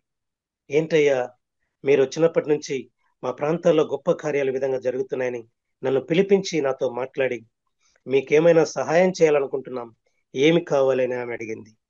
నేనన్నానమ్మా, మాకేమొద్దు, మేము చర్చి కట్టుకోవడానికి ఒక స్థలం ఇవ్వండి అని చెప్పాను. అప్పుడు కలెక్టర్ గారితో మాట్లాడి 20 సెంట్ల స్థలాన్ని మందిరము కట్టడానికి ఇప్పించారు. దేవునికి స్తోత్రం. ప్రియమైనటువంటి వారలారా, ఆ విధంగా ఆ మందిరం, ఆ యొక్క ప్రాంతం ఇచ్చినటువంటి ప్రాంతం ఎలాంటిది, చాలా భయంకరమైన రాళ్లతో కూడినటువంటిది. అక్కడ మందిరం కట్టడానికి చాలా కష్టం. అయినప్పటికీ కూడా మరి దేవుడు సహాయం చేశాడు. అక్కడ బేస్మెంట్ వేసి 6 సంవత్సరాలు నేను అక్కడ పరిచర్య చేశాను. 10 సంఘాలు స్థాపించి మరి ఈ యొక్క రక్షింపబడినటువంటి యవనస్తుల్లో కొంతమందిని సేవకులుగా తర్ఫీదునిచ్చి వారికి ఆ పరిచర్య అప్పగించి నేను అక్కడి నుంచి ఆ తర్వాత 1995వ సంవత్సరం జూన్ 8వ తారీఖున నా వివాహమైంది. నా వివాహం తల్లిదండ్రులు హిందూ మ్యారేజ్ చేయాలని వారు పట్టుబట్టారు. నేనన్నాను, అప్పటికే ప్రభువుని నమ్ముకొని నేను సేవలో ఉన్నాను. అయితే నమ్ముకున్న సంగతి కూడా ప్రారంభంలో నేను ఇంట్లో తల్లిదండ్రులకు చెప్పలేదు. నా తర్వాత నా తల్లి ఎప్పుడైతే చాలా భయంకరమైన 7 దయ్యాలు ఆమె లోపల ఉండి ఎంతో బాధించాయి, అలాంటి పరిస్థితుల్లో ప్రార్థన చేయడం ద్వారా ఆమెను వదిలిపెట్టి వెళ్ళిపోయాయి. ఆ తర్వాత తల్లికి బాప్తిస్మం ఇచ్చాం. ఆ తర్వాత ఇది చూసిన తర్వాత ఇంట్లో నాకు ధైర్యం వచ్చింది. అయితే నా వివాహం చేసేటప్పుడు వారు అన్నారు, హిందూ వివాహం చేస్తాం, ఖచ్చితంగా ఒప్పుకోవాలి అన్నారు. నేనన్నాను, నాకు వివాహమే వద్దు, చేస్తే క్రైస్తవ వివాహం చేయండి, లేకపోతే వద్దు. ఎందుకంటే నేను ఒకరికి బోధించే నేను కరెక్ట్ గా లేనప్పుడు ఇంకొకరికి బోధించే ధైర్యం నాకు ఉండదని చెప్పి తల్లిదండ్రులతో గొడవ పడ్డాను. అయితే వారు అన్నారు, సరే నీ ఇష్ట ప్రకారమే చేసుకో అని. ఒకే రోజు ఒకే పందిరి కింద నా తమ్ముని పెళ్లి నా పెళ్లి చేశారు. మా తమ్ముని పేరు కూడా నాగరాజు. ఇద్దరి పెళ్లిళ్ళు చేశారు. నా పెళ్లి పాస్టర్ గారు చేశారు, మా తమ్ముని పెళ్లి పంతులు గారు చేశారు. దేవుడు ఎంత గొప్ప కార్యం చేశారో చూసారా. ఒకవేళ నేను రాజీ పడి ఉంటే, తల్లిదండ్రులే కదా, తల్లిదండ్రుల మాట వినాలని ఒకవేళ రాజీ పడి ఉంటే ఈ రోజు మరి మీ ముందు నిలవబడి ఇంత ధైర్యంగా సాక్ష్యం చెప్పగలనా? లేకపోతే కొన్ని వేల మందిలో నిలవబడి ధైర్యంగా సాక్ష్యం చెప్పగలనా? చెప్పలేను. కనుక ప్రేమైనటువంటి వారలారా, దేవుడు గొప్ప కార్యం చేశాడు. తర్వాత 6 సంవత్సరాలు అక్కడ పరిచర్య చేశాం. పిల్లలు లేరు మాకు. 7 సంవత్సరాల వరకు పిల్లలు లేరు. చాలా మంది అన్నారు, మీరు ఎప్పుడు దేవుని సేవ అని తిరుగుతూ ఉంటారు, మీ దేవుడు పిల్లలు ఏడా, మీ దేవునికి చేత కాదా అని అన్యులు ఎగతాళి చేశారు. ఒక ఆమె నింది, ఇదిగో మీకు పిల్లలు పుట్టరు కానీ కుక్క పిల్ల మా దగ్గర కుక్క పిల్లలు పెట్టుకుంది, ఆ కుక్క పిల్లలను తీసుకొని పెంచుకోండి అని హేళన చేసి మాట్లాడింది. కానీ నేను తర్వాత మహబూబ్ నగర్ వెళ్ళాను. మహబూబ్ నగర్ ప్రాంతంలో కోసిగి అనే ప్రాంతంలో 5 సంవత్సరాలు పరిచర్య చేశాను. అక్కడ ఉన్నప్పుడు ప్రార్థన చేసి, ప్రభువా, ఆ అన్యురాలు ఇలా మాట్లాడింది అని ఉపవాసం ఉండి మేమిద్దరం కూడా ఏడ్చి ప్రార్థన చేసినప్పుడు దేవుడు అన్నాడు, పిల్లలు పుట్టవచ్చిరి కానీ కనుటకు శక్తి చాలదు అన్నాడు. అప్పుడు నేను అడిగాను, ప్రభువా, బలహీనులను ఎలా బలపరిచే దేవుడు, నువ్వు బలవంతుడవు కదా, నా బలాన్ని మీరు పరిపూర్ణం చేస్తారని వాగ్దానం ఇచ్చావే, కనుక నీవెక్కడ మేము బలహీనులము అక్కడ బలపరచు ప్రభు అని ప్రార్థన చేసినప్పుడు దేవుడు బలపరిచాడు. మొట్టమొదట కుమారునిచ్చాడు. తర్వాత ఇంకొక కుమారుని, 2002లో ఒక కుమారుని, 2003లో ఒక కుమారుని, 2 కుమారులను ఇచ్చాడు. ఎవరైతే కుక్క పిల్లలు పెంచుకోమని చెప్పిందో నేను ఆమెకి మహబూబ్ నగర్ జిల్లా నుంచి వచ్చి మొదటి స్వీట్ ఆమెకి ఇచ్చాను. అమ్మ, నా దేవుడు చేతకానివాడు కాదు, నా దేవుడు గొప్పవాడు, నా కుమారునిచ్చాడు అని చెప్పి సాక్ష్యం చెప్పి ఆమెకు స్వీట్ ఇచ్చాను. దేవునికి స్తోత్రం. ఆ దేవుడు గొప్పవాడు. ఆయన పరిచర్య నమ్మకంగా చేసినప్పుడు ఏ మేలు కొదవ లేకుండా ఆయన తీర్చే దేవుడు. ఆ తర్వాత అక్కడ చాలా భయంకరమైన చేతబడులు చేసేవారు మాంత్రికులు. ఒక్క మహబూబ్ నగర్ జిల్లాలోనే 400 రకాల దేవతలు ఉన్నారు. వారి పేర్లు మళ్ళా ఎక్కడ బయట కనిపించవు. అయితే అలాంటి ప్రాంతంలో 5 సంవత్సరాలు పరిచర్య చేస్తే ఒక మాంత్రికుడు నన్ను, నా కుటుంబాన్ని చంపడానికి, మా ఇంటి చుట్టూ మంత్రాలు వేసి చంపడానికి ప్రయత్నం చేశాడు. మేము ఉపవాసం ఉండి ప్రార్థన చేశాం. దేవుడు మంత్రాలని పటాపంచలు చేశాడు. దేవునికి స్తోత్రం.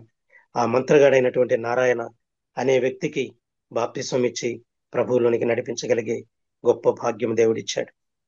దేవునికి స్తోత్రం. ప్రియమైనటువంటి వారలారా, ఇదంతా నా వల్ల కాదు, కానీ నాలో ఉన్నవాడు గొప్పవాడు. ఆయన వల్ల ఈ కార్యం జరుగుతూ ఉంది. తర్వాత నేను శ్రీకాకుళం జిల్లా వెళ్ళాను. అక్కడ 5 సంవత్సరాల పరిచర్య. కొండ ప్రాంతాల మధ్య సవరలు, జాతాబులు, గోండి మరి అలాంటి గోండి కాదు, ఆ విధంగా గదప అలాంటి ప్రజల మధ్య పరిచర్య చేశాను. తర్వాత మరి అక్కడ నుంచి నేను విజయవాడ వచ్చాను. విజయవాడలో 5 సంవత్సరాలు ఉన్నాను. అక్కడ తూర్పు గోదావరి, పశ్చిమ గోదావరి, ఖమ్మం, ఆదిలాబాద్ వరకు పరిచర్య చేశాను. అక్కడ కోయ, చెంచు, బంజారా, గోండి, మథుర, కొలాం, నేతకాని ఇలాంటి ట్రైబల్స్ మధ్య పరిచర్య చేయగలిగే భాగ్యం దేవుడిచ్చాడు. కానీ ఒకరోజు ఒక సంఘటన చెప్పి నేను మరలా వాక్యంలో ఇంకా 2 భాగాలు ఉన్నాయి, అవి చెప్పి నేను ముగిస్తాను. తర్వాత నేను ఒకరోజు శ్రీశైలం ప్రాంతానికి చెంచు ప్రజల మధ్య పరిచర్యకు వెళ్ళాను. 3 రోజులు చాలా అద్భుతమైన పరిచర్య జరిగింది. చాలా మంది బాప్తిసం తీసుకున్నారు. 3 రోజులు మంచి వాక్య పరిచర్య జరిగింది. సంతోషంతో నేను ఇంటికి వచ్చాను. ఇంటికి రాత్రి 1 గంటకు వచ్చేటప్పటికి మా ఇల్లు తాళం వేసింది. ఏంటి తాళం వేసింది అని చెప్పి నేను అనుకున్నాను. ఒకవేళ ఎక్కడికైనా వెళ్ళారేమో అని చెప్పి బ్యాగు తల కింద పెట్టుకుని బయట వరండాలోనే కింద పడుకున్నాను. పడుకొని తెల్లవారిన తర్వాత మా ఇంటి ప్రక్క వారిని అడిగితే వాళ్ళు చెప్పారు, బాబుకు చెయ్యి కాలింది పాస్టర్ గారు, హాస్పిటల్కి వెళ్ళారు పాస్టర్ అమ్మ వాళ్ళు అని చెప్పారు. ఏదో చెయ్యి కాలిందిలే అనుకున్నాను. అనుకుని నేను రెడీ అయిపోయి తర్వాత ఏ హాస్పిటల్లో ఉన్నారు నాయన అంటే నన్ను తీసుకుని వెళ్ళారు. వాళ్ళు కూడా క్రిస్టియన్సే, కానిస్టేబుల్. వాళ్ళ అబ్బాయి నన్ను తీసుకుని వెళ్ళి హాస్పిటల్లో చూపిస్తే అక్కడికి వెళ్ళేటప్పటికి మా బాబును చూసేటప్పటికి నాకు కళ్ళు తిరిగి పడిపోయాను. నిజంగా ఎలా ఉందంటే ఒక 2 చేతులు కూడా వేళ్ల దగ్గర నుంచి సంఖ వరకు అరటి తోళ్ళు వలిచినట్టుగా చర్మం అంతా వెళ్ళిపోయింది, కాలిపోయింది. 2 చేతులు కాలిపోయాయి. చెంప కుడివైపున ఒక చెంపంతా కాలిపోయింది. కన్ను పూర్తిగా చూపు రాదని చెప్పారు, కన్ను పూర్తిగా కాలిపోయింది. 3 డాక్టర్లు చెప్పారు విజయవాడలో. ఒకరు చెప్పారు నమ్మకం లేదు, బ్రతకడు, నమ్మకం లేదని ఒకరు చెప్పారు. ఇంకొకరు శరీరం అంతా కాలిపోయింది, ప్లాస్టిక్ సర్జరీ చేయాలని ఇంకొకరు చెప్పారు. ఇంకొక డాక్టర్ చెప్పాడు, కంటి డాక్టర్, చూపు రాదు అని చెప్పారు. కానీ నా పరలోకపు డాక్టర్ 3 డాక్టర్లను అధిగమించి నా పరలోకపు డాక్టర్ 20 రోజుల్లో అద్భుతమైన స్వస్థతనిచ్చాడు. ఏ రోజు మీకు కావాలంటే ఆ ఫోటో పెడతాను. కాలినప్పుడు ఫోటో ఎలా ఉంది, ఇప్పుడు ఎలా ఉంది చూస్తే అసలు కాలిన మచ్చ కూడా శరీరం మీద లేదు. నా ప్రభు ఎంత గొప్పవాడు.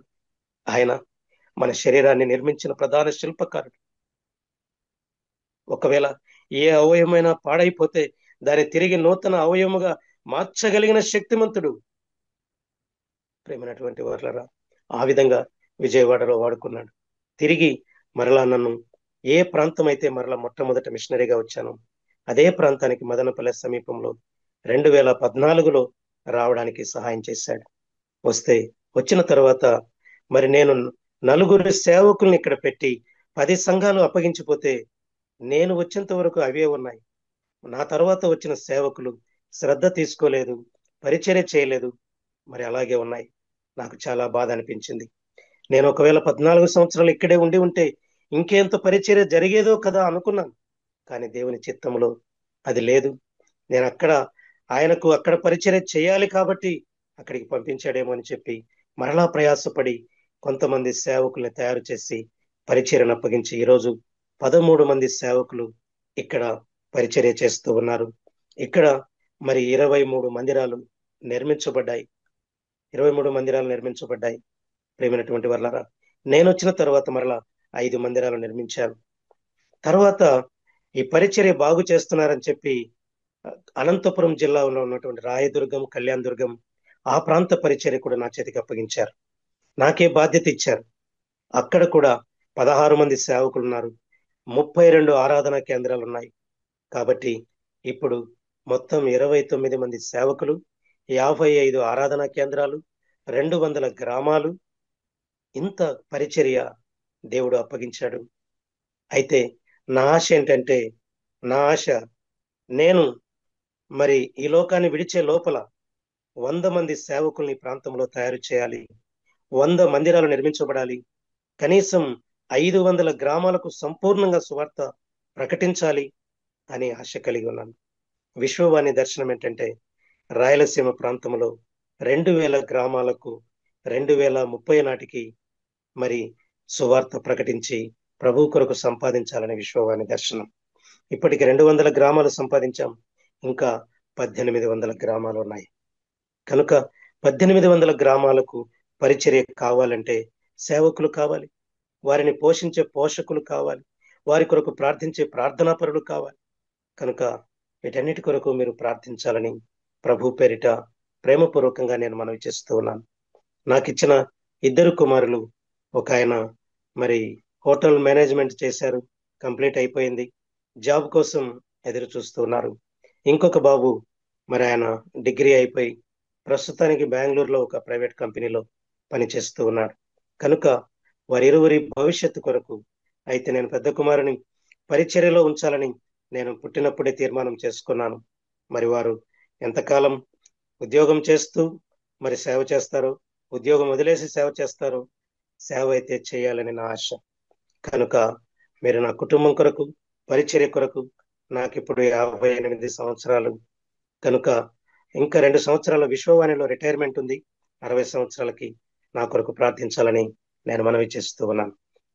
మూడవదిగా మనం దేవుని యొక్క వాక్యాన్ని చూద్దాం.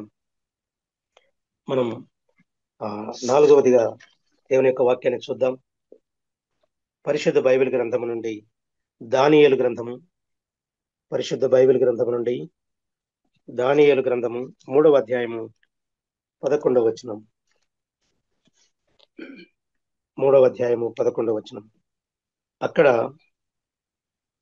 సాగిలపడి నమస్కరింపని వాడెవడు, వాడు మండుచున్న అగ్నిగుండములో వేయబడును.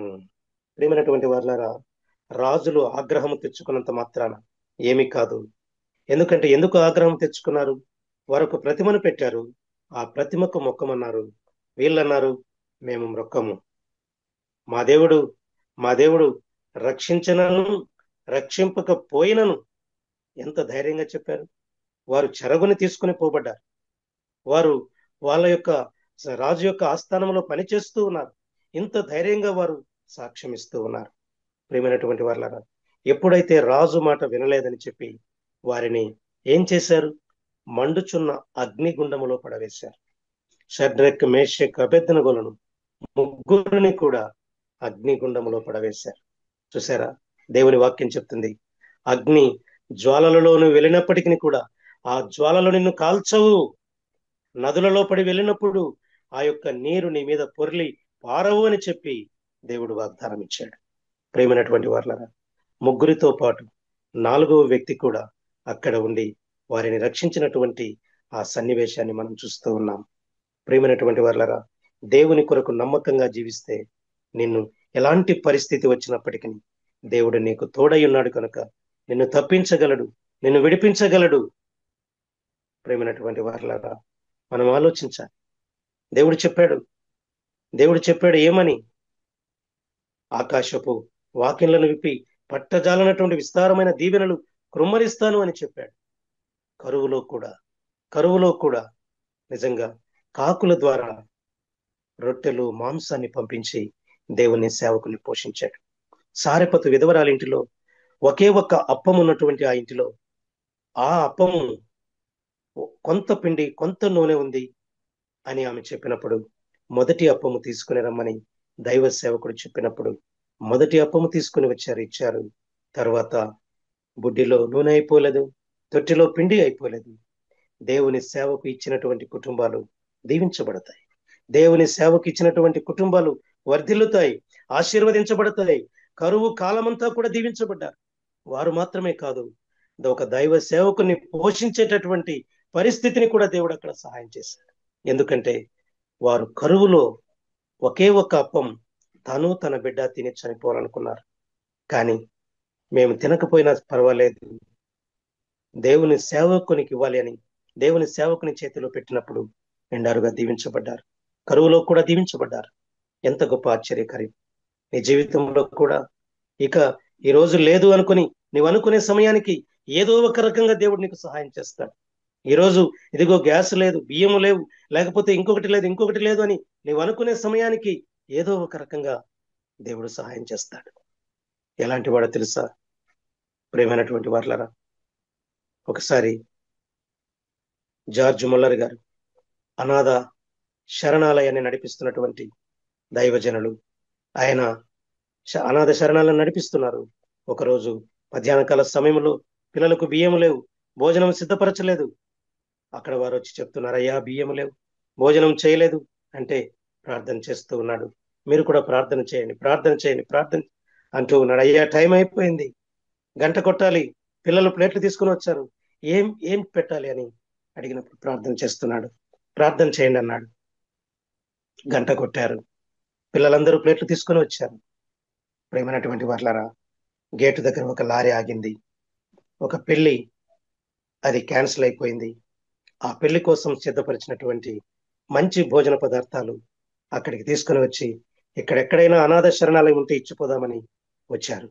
చూసారా, ఆ రోజు బియ్యం లేవు అనుకున్నారు, కానీ వంట లేదు అనుకున్నారు, కానీ పిల్లలు పస్తుంటారు అనుకున్నారు, కానీ దేవుడు మంచి భోజనంతో తృప్తిపరిచాడు.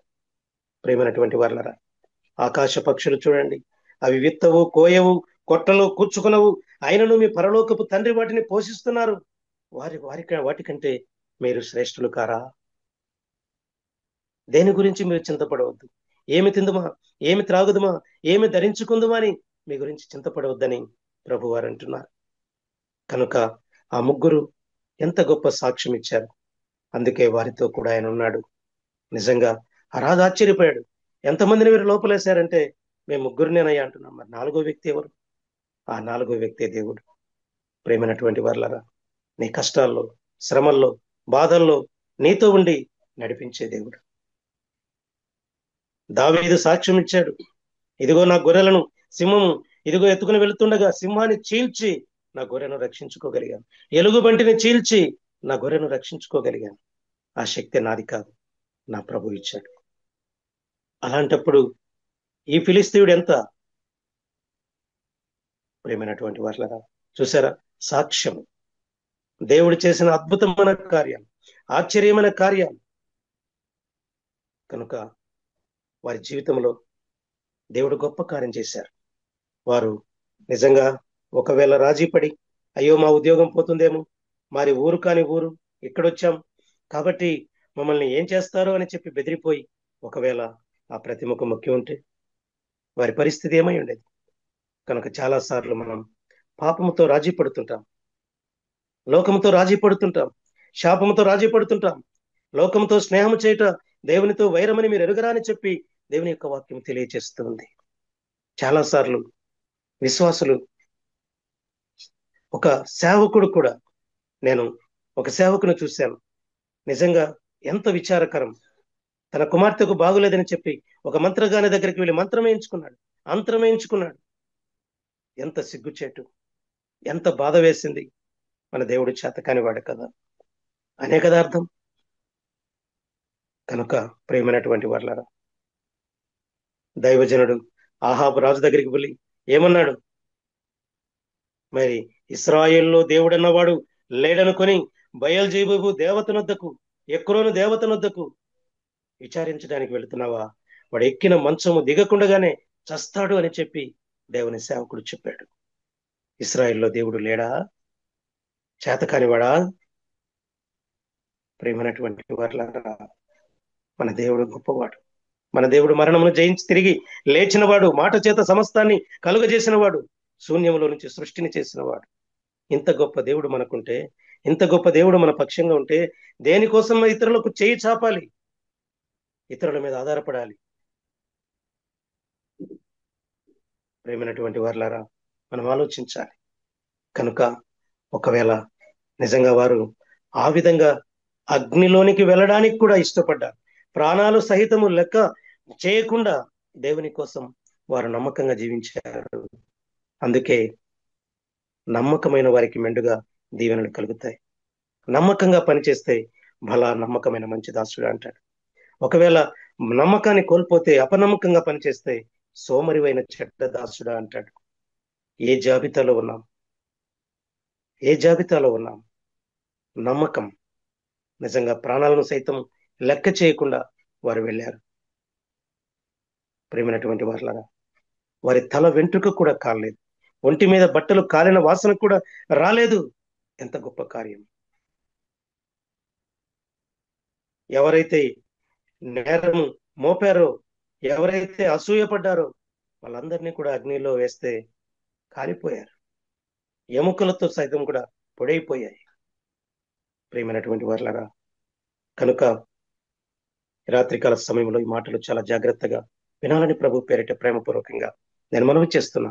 మన ఎదుగుదలను మరి ఆ రాజులు ఎందుకు ఆగ్రహించారు, ఎందుకు కోప్పడ్డారు అంటే, మాకు మొక్కాలి, మమ్మల్ని మహింపరచాలి, మమ్మల్ని హెచ్చించాలి, కానీ నీ దేవుడని, నీ దేవుడిని నువ్వు మహింపరుస్తావా, నీ దేవుని హెచ్చిస్తావా అని చెప్పి వారు కోపగించారు, మంటలో వేశారు. కానీ కాలిపోయారా? లేదు, లేదు. ఎవరైతే ఆ విధంగా వేశారో వారే ఆశ్చర్యపోయారు. కనుక దేవుడు తోడుగా ఉంటే ఎక్కడ ఉన్నప్పటికీ కూడా కాలిపోం, ఎక్కడ ఉన్నప్పటికీ కూడా నష్టపోం, ఏ ప్రాంతానికి వెళ్ళినా హాని జరగదు. ఎందుకంటే ఇశ్రాయేలీలను కాపాడువాడు కునుకడు నిద్రపోడు.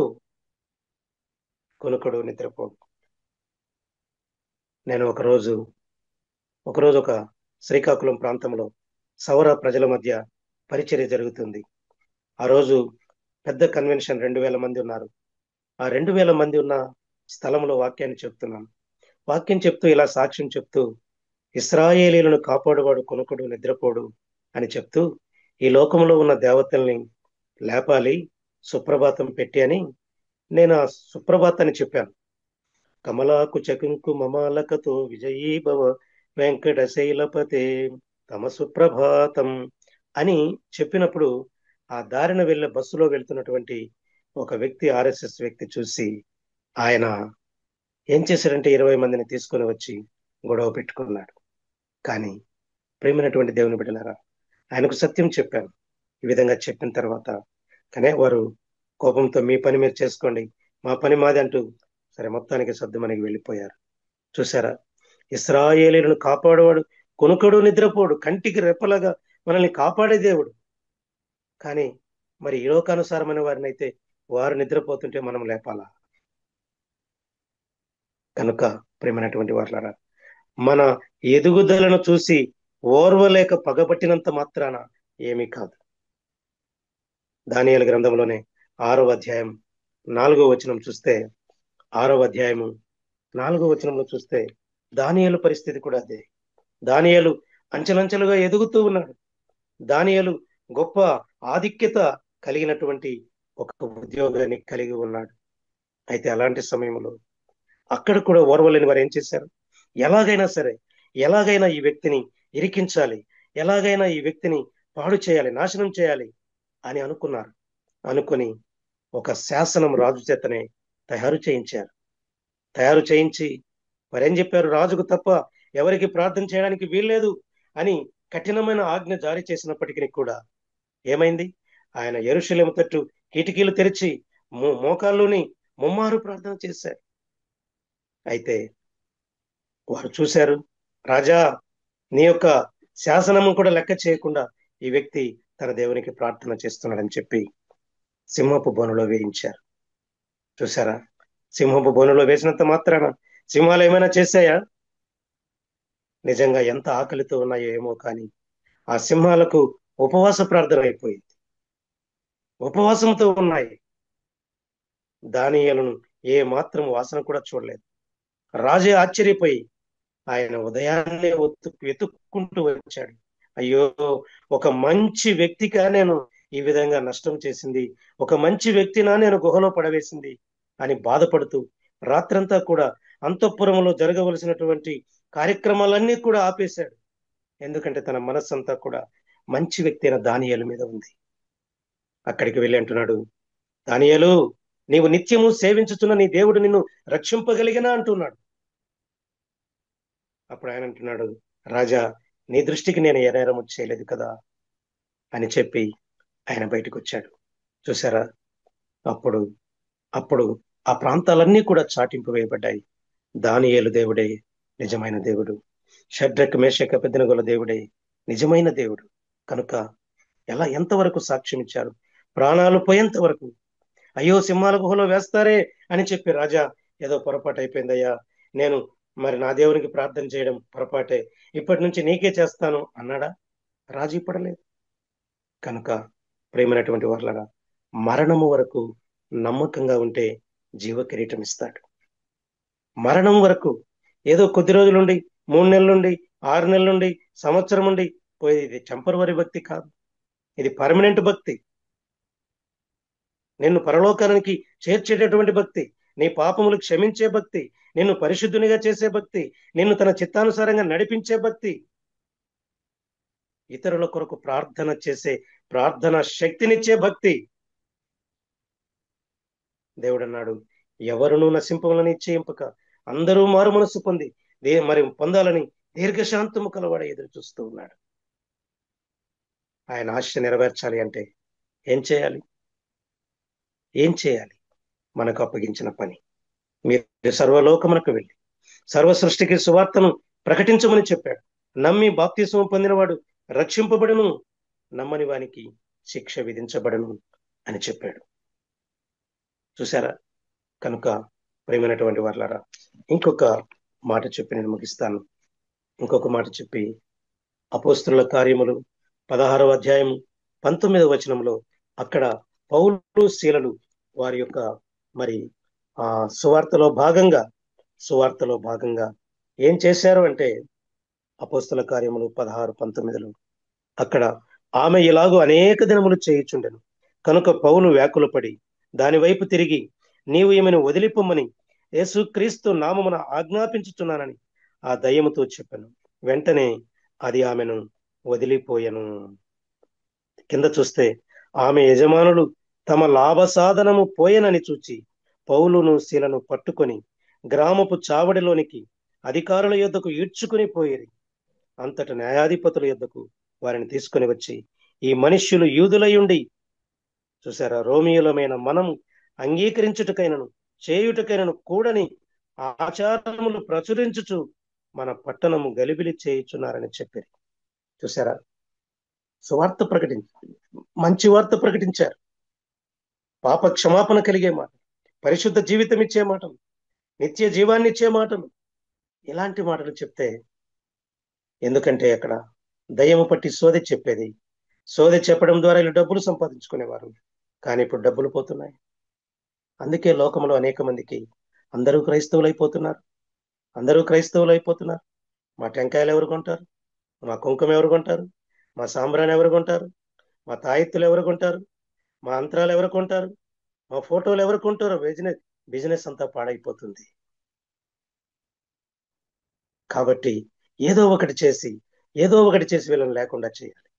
క్రైస్తవ్యాన్ని రూపుమాపాలి, క్రైస్తవ్యాన్ని పాడు చేయాలి, అనగదొక్కాలి, సేవకుల్ని హింసించాలి, సేవకుల్ని చంపాలి, చర్చిలు పడగొట్టాలి, రకరకాల పన్నాగాలు పన్నుతూ ఉన్నారు. ఎంత చేసినా ఒక బాల్ను ఎంత క్రిందికి గట్టిగా కొడితే అంత పైకి ఎగురుతుంది. క్రైస్తవ జీవితం కూడా అలాగే. ఎంతమంది నిన్ను తొక్కాలని ప్రయత్నం చేస్తే దేవుడు నిన్ను ఉన్నతమైన స్థాయికి తీసుకుని వెళతాడు. క్రైస్తవ్యాన్ని లేకుండా చేయాలని ఎంతో మంది ప్రయత్నాలు చేశారు. కానీ పరిచర్య దినదినం విస్తరిస్తుందే తప్ప, వేల సంఖ్యలో, లక్షల సంఖ్యలో ప్రభువునందు విశ్వాసం ఉంచుతున్నారే తప్ప, సంఘాలు ఏర్పడుతున్నాయే తప్ప, మందిరాలు నిర్మించబడుతున్నాయే తప్ప, అనేక మంది అనాగరిక ప్రజలు మారుతున్నారే తప్ప ఎక్కడ కూడా పరిచర్య కుంటుపడడం లేదు. అక్కడక్కడ జరిగే కొన్ని పరిస్థితులను చూసి మనం భయపడవలసిన పని లేదు. ఎందుకంటే పౌలు శీలల్ని ఏం చేశారు? ఈడ్చుకొని పోయారు, కొట్టారు. మరి వారేం చేశారంటే దేవునికి ప్రార్థించుచు కీర్తనలు పాడుచుండేది, ఖైదీలు వినుచుండేది. ఎంత గొప్ప భాగ్యం! జైల్లో వేసినప్పటికీ కూడా వారు పరిచర్య చేయడం మానలేదు. ఆ రాత్రి ఆల్ నైట్ ప్రేయర్ చేశారు, పాటలు పాడుతున్నారు, దేవుని వాక్యం చెప్తుంటే ఖైదీలు వింటూ ఉన్నారు.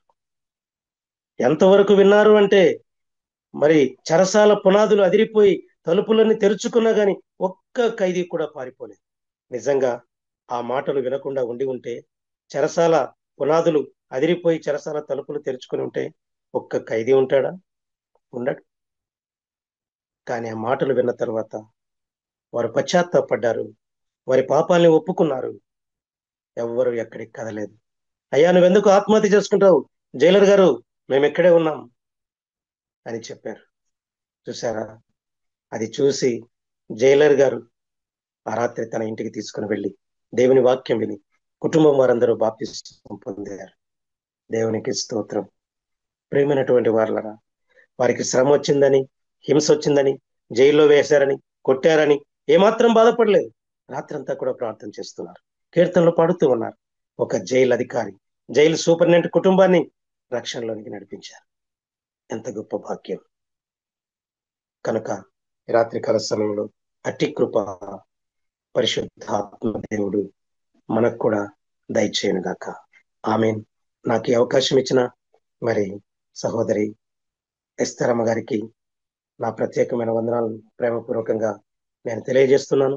ఇంతవరకు ఓపికగా విన్నటువంటి మీకు అందరికి కూడా ప్రత్యేకమైన ధన్యవాదాలు తెలియజేస్తూ నేను ముగిస్తూ ఉన్నాను.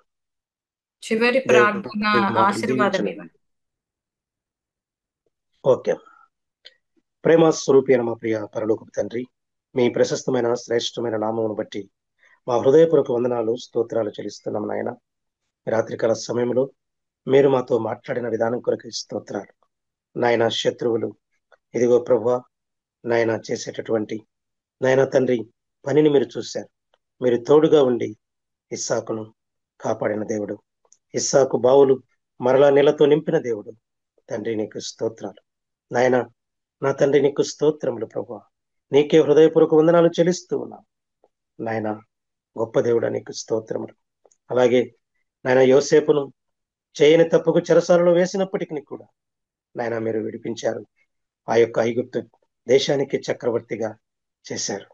యాకోబు నాయన తండ్రి ఇదిగో ప్రభు మనుషులు మోసగించినప్పటికీ కూడా నీవు మోసం చేయకుండా మోసగాడినే మార్చి ఇశ్రాయేలుగా మార్చిన దేవుడు ప్రభు నీకు స్తోత్రాలు నాయన. అలాగే షడ్రకు మేషకు అబేద్నెగోలను అగ్నిగుండములో కాపాడిన దేవుడు, దానియేలును సింహపు బోనుల నుంచి కాపాడిన దేవుడు ఇదిగో ప్రభు నా తండ్రి నీకు స్తోత్రాలు. పౌలు శీలల్ని చెరసాలలో నుంచి విడిపించిన దేవుడు, జైలు అధికారిని నా తండ్రి ఇదిగో ప్రభు మీ వైపు నడిపించగలిగే గొప్ప భాగ్యం ఇచ్చిన దేవుడు ప్రభు. అలాగే నా జీవితంలో కూడా ఈ 30 సంవత్సరాల్లో ఎన్ని అద్భుతమైన కార్యాలు, ఎన్ని ఆశ్చర్యమైన కార్యాలు పరిచర్యలో చేశారో నేను చెప్పింది నాయన తండ్రి కొద్ది శాతమే, కానీ నిజంగా మీరు చేసినవన్నీ చెప్పినప్పుడు నిజంగా నీ నామము ఎంతగానో మహిమపరచబడుతుంది ప్రభు తండ్రి. నీకు స్తోత్రాలు నాయన. మరొకసారి ఇదిగో నేను ప్రేమించిన నీ ప్రియ కుమార్తె ప్రేమ తాను చేస్తున్నటువంటి పరిచర్యను మీరు దీవించండి, ఉద్యోగాలను దీవించండి, కుటుంబాన్ని దీవించండి. తండ్రి మీకు స్తోత్రాలు. ఈ యొక్క గూగుల్ మీట్ లో పార్టిసిపేట్ చేసిన ప్రతి ఒక్కరిని కూడా మీరు ఆశీర్వదించి దీవించి నీ కృపలో వర్ధిల్ల చేయమని మమ్మల్ని మీ కృపాస్థాలకు అప్పగించుకుంటూ యేసు పరిశుద్ధ నామమున స్తుతించి అడిగి వేడుకుంటున్నాం తండ్రి. ఆమేన్. ఇప్పుడు మన పరమ తండ్రి అయిన దేవుని ప్రేమయు, ప్రభునేసు క్రీస్తు వారి యొక్క కృపయు, పరిశుద్ధాత్మ దేవుని యొక్క అన్యోన్య సహవాసము, సన్నిధి సహాయము మనకు సర్వ పరిశుద్ధులకు సర్వదా సదాకాలము తోడయుండి నడిపించును గాక. ఆమేన్. ఆమేన్. అందరికి వందనాలు. Praise the Lord. Praise the Lord. క్రైస్తవులు దేవుని నామం స్తోత్రం కలుగును గాక. మరి అద్భుతంగా దేవుడు మన మధ్యకు నడిపించి బ్రదర్ ని మరి గొప్ప సాక్ష్యం వాక్యము మనతో పంచుకున్నాడు. అందుని బట్టి దేవుని స్తుతిస్తూ ఉన్నాను. బ్రదర్ కూడా ఈ మినిస్ట్రీ తరపున ప్రత్యేక వందనాలు తెలియజేస్తున్నాను. నిజంగా ఎంతో మంది విశ్వవాణి వాళ్ళను మరి బ్రదర్ నాగరాజ్ బ్రదరు మనకు ఆరాధనలో నడిపించిన బ్రదరు విశ్వవాణిలో పనిచేసే సేవకులను నాకు పరిచయం చేస్తూ వారి పరిచర్య గురించి మరి నాకు మరి నాతో పంచుకుంటూ ఉన్నారు. మరి వారిని కూడా మరి దేవుని యందు విశ్వాసంలో బలపరచుటకు దేవుడు నాకు బోధించిన మాటలు పంచుకునే కృపను దేవుడు మరి అనుగ్రహించాడు. అందుని బట్టి దేవుని స్తుతిస్తూ ఉన్నాను. నిజంగా మరి దేవుడు ఎంతమందిని అయితే మనము అంటే అన్యజనులు యేసు ప్రభునే పర్సనల్ గా ఎన్కౌంటర్ చేసి నమ్మి మరి ఆయన మహిమను కనపరుచుకున్నప్పుడు దేవుని మీద ఎంత గొప్ప నమ్మకము విశ్వాసం కలిగి పరిచర్య చేస్తూ ఉన్నారు కదా. మరి నిజంగానే మనము పిలుపుకు లోబడాలి, పిలిచిన వానిపై ఆధారపడాలి అని మరి దేవుడు ఒక నమ్మకం విశ్వాసం పుట్టించినప్పుడు ఆ విశ్వాసము ఎప్పటికీ మన జీవితంలో ఎన్నో మళ్ళీ అలాంటి సిట్యుయేషన్స్ వస్తూ ఉంటాయి. కానీ మనకి ఎలాంటి విశ్వాసం ప్రభు అప్పుడు చేసిన అద్భుత కార్యము ఇప్పుడు కూడా చేస్తావు అనే విశ్వాసం మనకు ఉండాలి. కానీ ఎప్పుడు మనం దేవుణ్ణి పరీక్షించడము మనం చేయకూడదు. ఎందుకంటే మన జీవితంలో ఆయనని నమ్మడానికి ఒక్క అద్భుత కార్యము చాలు. ప్రతిసారి ఆయన అద్భుత కార్యాలు ఇలా చేశాడు అలా చేశాడు అంటే చేశాడు. ఒక్క అద్భుత కార్యానికి ఆయన మీద నమ్మకం విశ్వాసం కలగాలి కదా మనకు. నిజంగానే మరి బ్రదర్ సాక్ష్యము మరి ఏ రీతిగా తనని పిలుచుకున్నాడు, మరి విశ్వవాణిలో ఎన్నో సంఘాలు మరి బ్రదర్ ద్వారా ఆ దేవుడు నిర్మించి అద్భుతమైన పరిచర్య అక్కడ జరిగిస్తూ ఉన్నాడు. మరి ఎన్నో ప్రాంతాలు మరి మారుమూల గ్రామాలలో వారికి ఎలాంటి ఫెసిలిటీస్ లేకున్నా దేవుడు ఎక్కడైనా గాని అద్భుత కార్యాలు చేస్తాడు. అంటే మరి దేవుడు మాట చొప్పునే సమస్తాన్ని సృష్టించండు కదా. దేవుడు ఈ ప్రపంచాన్ని మనల్ని అందరిని సృష్టించండి. ఆ రీతిగా మనం అలాంటి మరి ఏమీ లేని ఫెసిలిటీస్ లేని ప్రాంతాలకు వెళ్ళినా అక్కడ దేవుడు కూడా ఉంటాడు, అక్కడ కూడా సృష్టించగలుగుతాడు కదా. మరి అందుకనే మరి బ్రదర్ ద్వారా ఎన్నో విషయాలు మనం తెలుసుకున్నాము. మరి పరిచర్యల కొరకు మీరు ప్రార్థన చేయండి. ప్రార్థనలే మనకు ప్రార్థనే ప్రతి సమస్యకు పరిష్కారం కాబట్టి మరి ప్రార్థన చేయండి. దేవుడు మరి ఎంతో మంది సేవకులు విశ్వవాణి ద్వారా అక్కడ పనిచేస్తూ ఉన్నారు. మరి వారు కూడా మరి దేవుడి మీదనే ఆధారపడాలి, దేవుడి కొరకు నమ్మకంగా యథార్థంగా చేయాలని మనం ప్రార్థన చేద్దామండి. ఎందుకంటే నిజమే మనకు మొదటి ఉన్న ప్రేమ, మొదటి ఉన్న విశ్వాసము మధ్యలో ఒక శ్రమలు రాగానే మనము అందులో బలహీన పడిపోతాం. మొదట ఉన్న విశ్వాసము నమ్మకము అది ఉండదు. మన చివరి వరకు ఉండాలి మనకు. కానీ మరి నేనైతే ఎప్పుడు అనుకుంటాను, ఏది జరిగినా ఏ సమస్య వచ్చినా ఏ అనారోగ్యత వచ్చినా ప్రభా నన్ను అప్పుడు స్వస్థపరిచిన దేవుడు ఇప్పుడు కూడా స్వస్థపరుస్తావు, అప్పుడున్న దేవుడు ఇప్పుడు కూడా ఉన్నావు, నువ్వు సజీవుడవు అని ఈ రీతిగా నేను విశ్వాసపు మాటలు పలుకుతూ ఉన్నప్పుడు ఆ విశ్వాసాన్ని ఎప్పుడు బలపరుస్తూనే ఉంటాడు మన దేవుడు. ఎప్పుడు కూడా ఆయన పుట్టించిన విశ్వాసంను బలపరుస్తూనే ఉంటాడు. కాబట్టి మన క్రైస్తవులను మనకు ఎన్నో సమస్యలు వస్తాయి, శరీర రీతిగా మన ఆర్థికంగా కూడా ఎన్నో వస్తాయి. కాబట్టి మనకు దేవుడు పెట్టే పరీక్షలలో విశ్వాసం ద్వారా జయించాలి. విశ్వాసమే మనకు మరి విశ్వాసం లేకుంటే మనం ఏది కూడా మనం జయించలేము. మొదట ఆయన ఆత్మ పొందుకోవాలి, ఆయన బిడ్డలంగా మనము మరి అంగీకరిస్తాడు. విశ్వాసం అంటే ఇష్టమైన బిడ్డలుగా ఉంటాము కనుక ఇష్టమైన బిడ్డలు వాళ్ళు ఏది అడిగినా ఇస్తాడు, అడగనివి కూడా ఇస్తాడు. కనుక మరి బ్రదరుని దేవుడు నిజంగా వాళ్ళ మరి బిడ్డలు మరి లేనప్పుడు కూడా 8 years అనుకుంటా కదా, తర్వాత దేవుడు బిడ్డల్ని ఇచ్చాడు, 2 బిడ్డలు. 7 years. ఆ, ఎన్నో సంవత్సరాలు మరి దేవుడు ఎన్నో విషయాలలో ఆయన మహిమను కనపరుస్తూ, నేను దేవుడనని నిరూపిస్తూ ఏ మనుషులు చేయాలని అద్భుత కార్యాలు జరిగిస్తున్నప్పుడు నిజంగా ఎంత గొప్ప విశ్వాసం కలగాలి కదా దేవుడి మీద మనకు. ఆ విశ్వాసంలో ఇంకా దేవుడు బలపరుస్తూ ఉన్నప్పుడు నమ్మకంగా ఉండాలి. కాబట్టి మా బ్రదర్ మరి మీకు ప్రత్యేక వందనాలు. మరి నాగరాజు బ్రదర్ కూడా మరి మంచి ఆరాధన నడిపించాడు. మరి ఈ బ్రదర్ ఎంతో మందిని నాకు పరిచయం చేస్తూ ఉన్నాడు. వారిని దేవుని అందు విశ్వాసంలో బలపరిచే కృపను నాకు ఇచ్చాడు. కాబట్టి ఇంట్లో ఉన్నా ఇక్కడ ఉన్నా ఎంతో మందితో దేవుడు మాట్లాడే కృపనిచ్చాడు. నిజంగా నేను మాట్లాడుతూ ఉన్నప్పుడు మినిమం 1 hour అవుతుంది ఒక్కొక్కరితో మాట్లాడాలంటే. అయితే నాగరాజ్ బ్రదర్ ఇద్దరిద్దరిని పరిచయం చేయాలని ఆయన ఒక ప్రామిస్ చేసుకున్నాడంట. తనకు ఒక పెట్టుకొని, నేను తప్పకుండా మీకు నంబర్ ఇస్తాను సిస్టర్. నిజంగా మా దేవుని యొక్క మాటలు నన్ను ఎంతో మార్చినాయి. కాబట్టి అందరు కూడా అలా విశ్వాసంలో మరి దేవుడి మీద ఆధారపడాలని తను అలా అనుకొని ఇద్దరిద్దరు బ్రదర్ని నాకు పరిచయం చేయడం, వారితో మాట్లాడడము చాలా సంతోషము నాకు కూడా. అంటే ఏదో ఒక రీతిగా దేవుడు నా ద్వారా పరిచర్య జరిగిస్తున్నాడనే సంతోషము. కానీ దేవుడు మరి ఎప్పుడు నన్ను మరి ఇండియాకు ఎక్కడెక్కడ తీసుకువెళ్తాడో, నేను కూడా ఆయన చూపించిన దర్శనము ప్రకారము నేను కూడా విశ్వాసం నిరీక్షణతో ఎదురు చూస్తున్నాను. మనం నిరీక్షణలోనే విశ్వాసాన్ని కనపరచాలి. కాబట్టి మీరందరూ ప్రార్థన చేయండి. థ్యాంక్ యూ సో మచ్ మీ అందరికీ. మరి విజ్ఞాపన చేసిన ప్రతి బిడ్డను కూడా దేవుడు దీవించి ఆశీర్వదించును గాక. మరి ఇప్పుడు క్రిస్మస్ టైం, చాలా మంది అటెండ్ అవ్వట్లేదు. ప్రార్థన చేయండి, లింక్ షేర్ చేయండి, దేవుడే వారిని నడిపిస్తూ ఉంటాడు. Thank you so much once again for joining. God bless you all. We will end this meeting Thank you. right now. Thank you.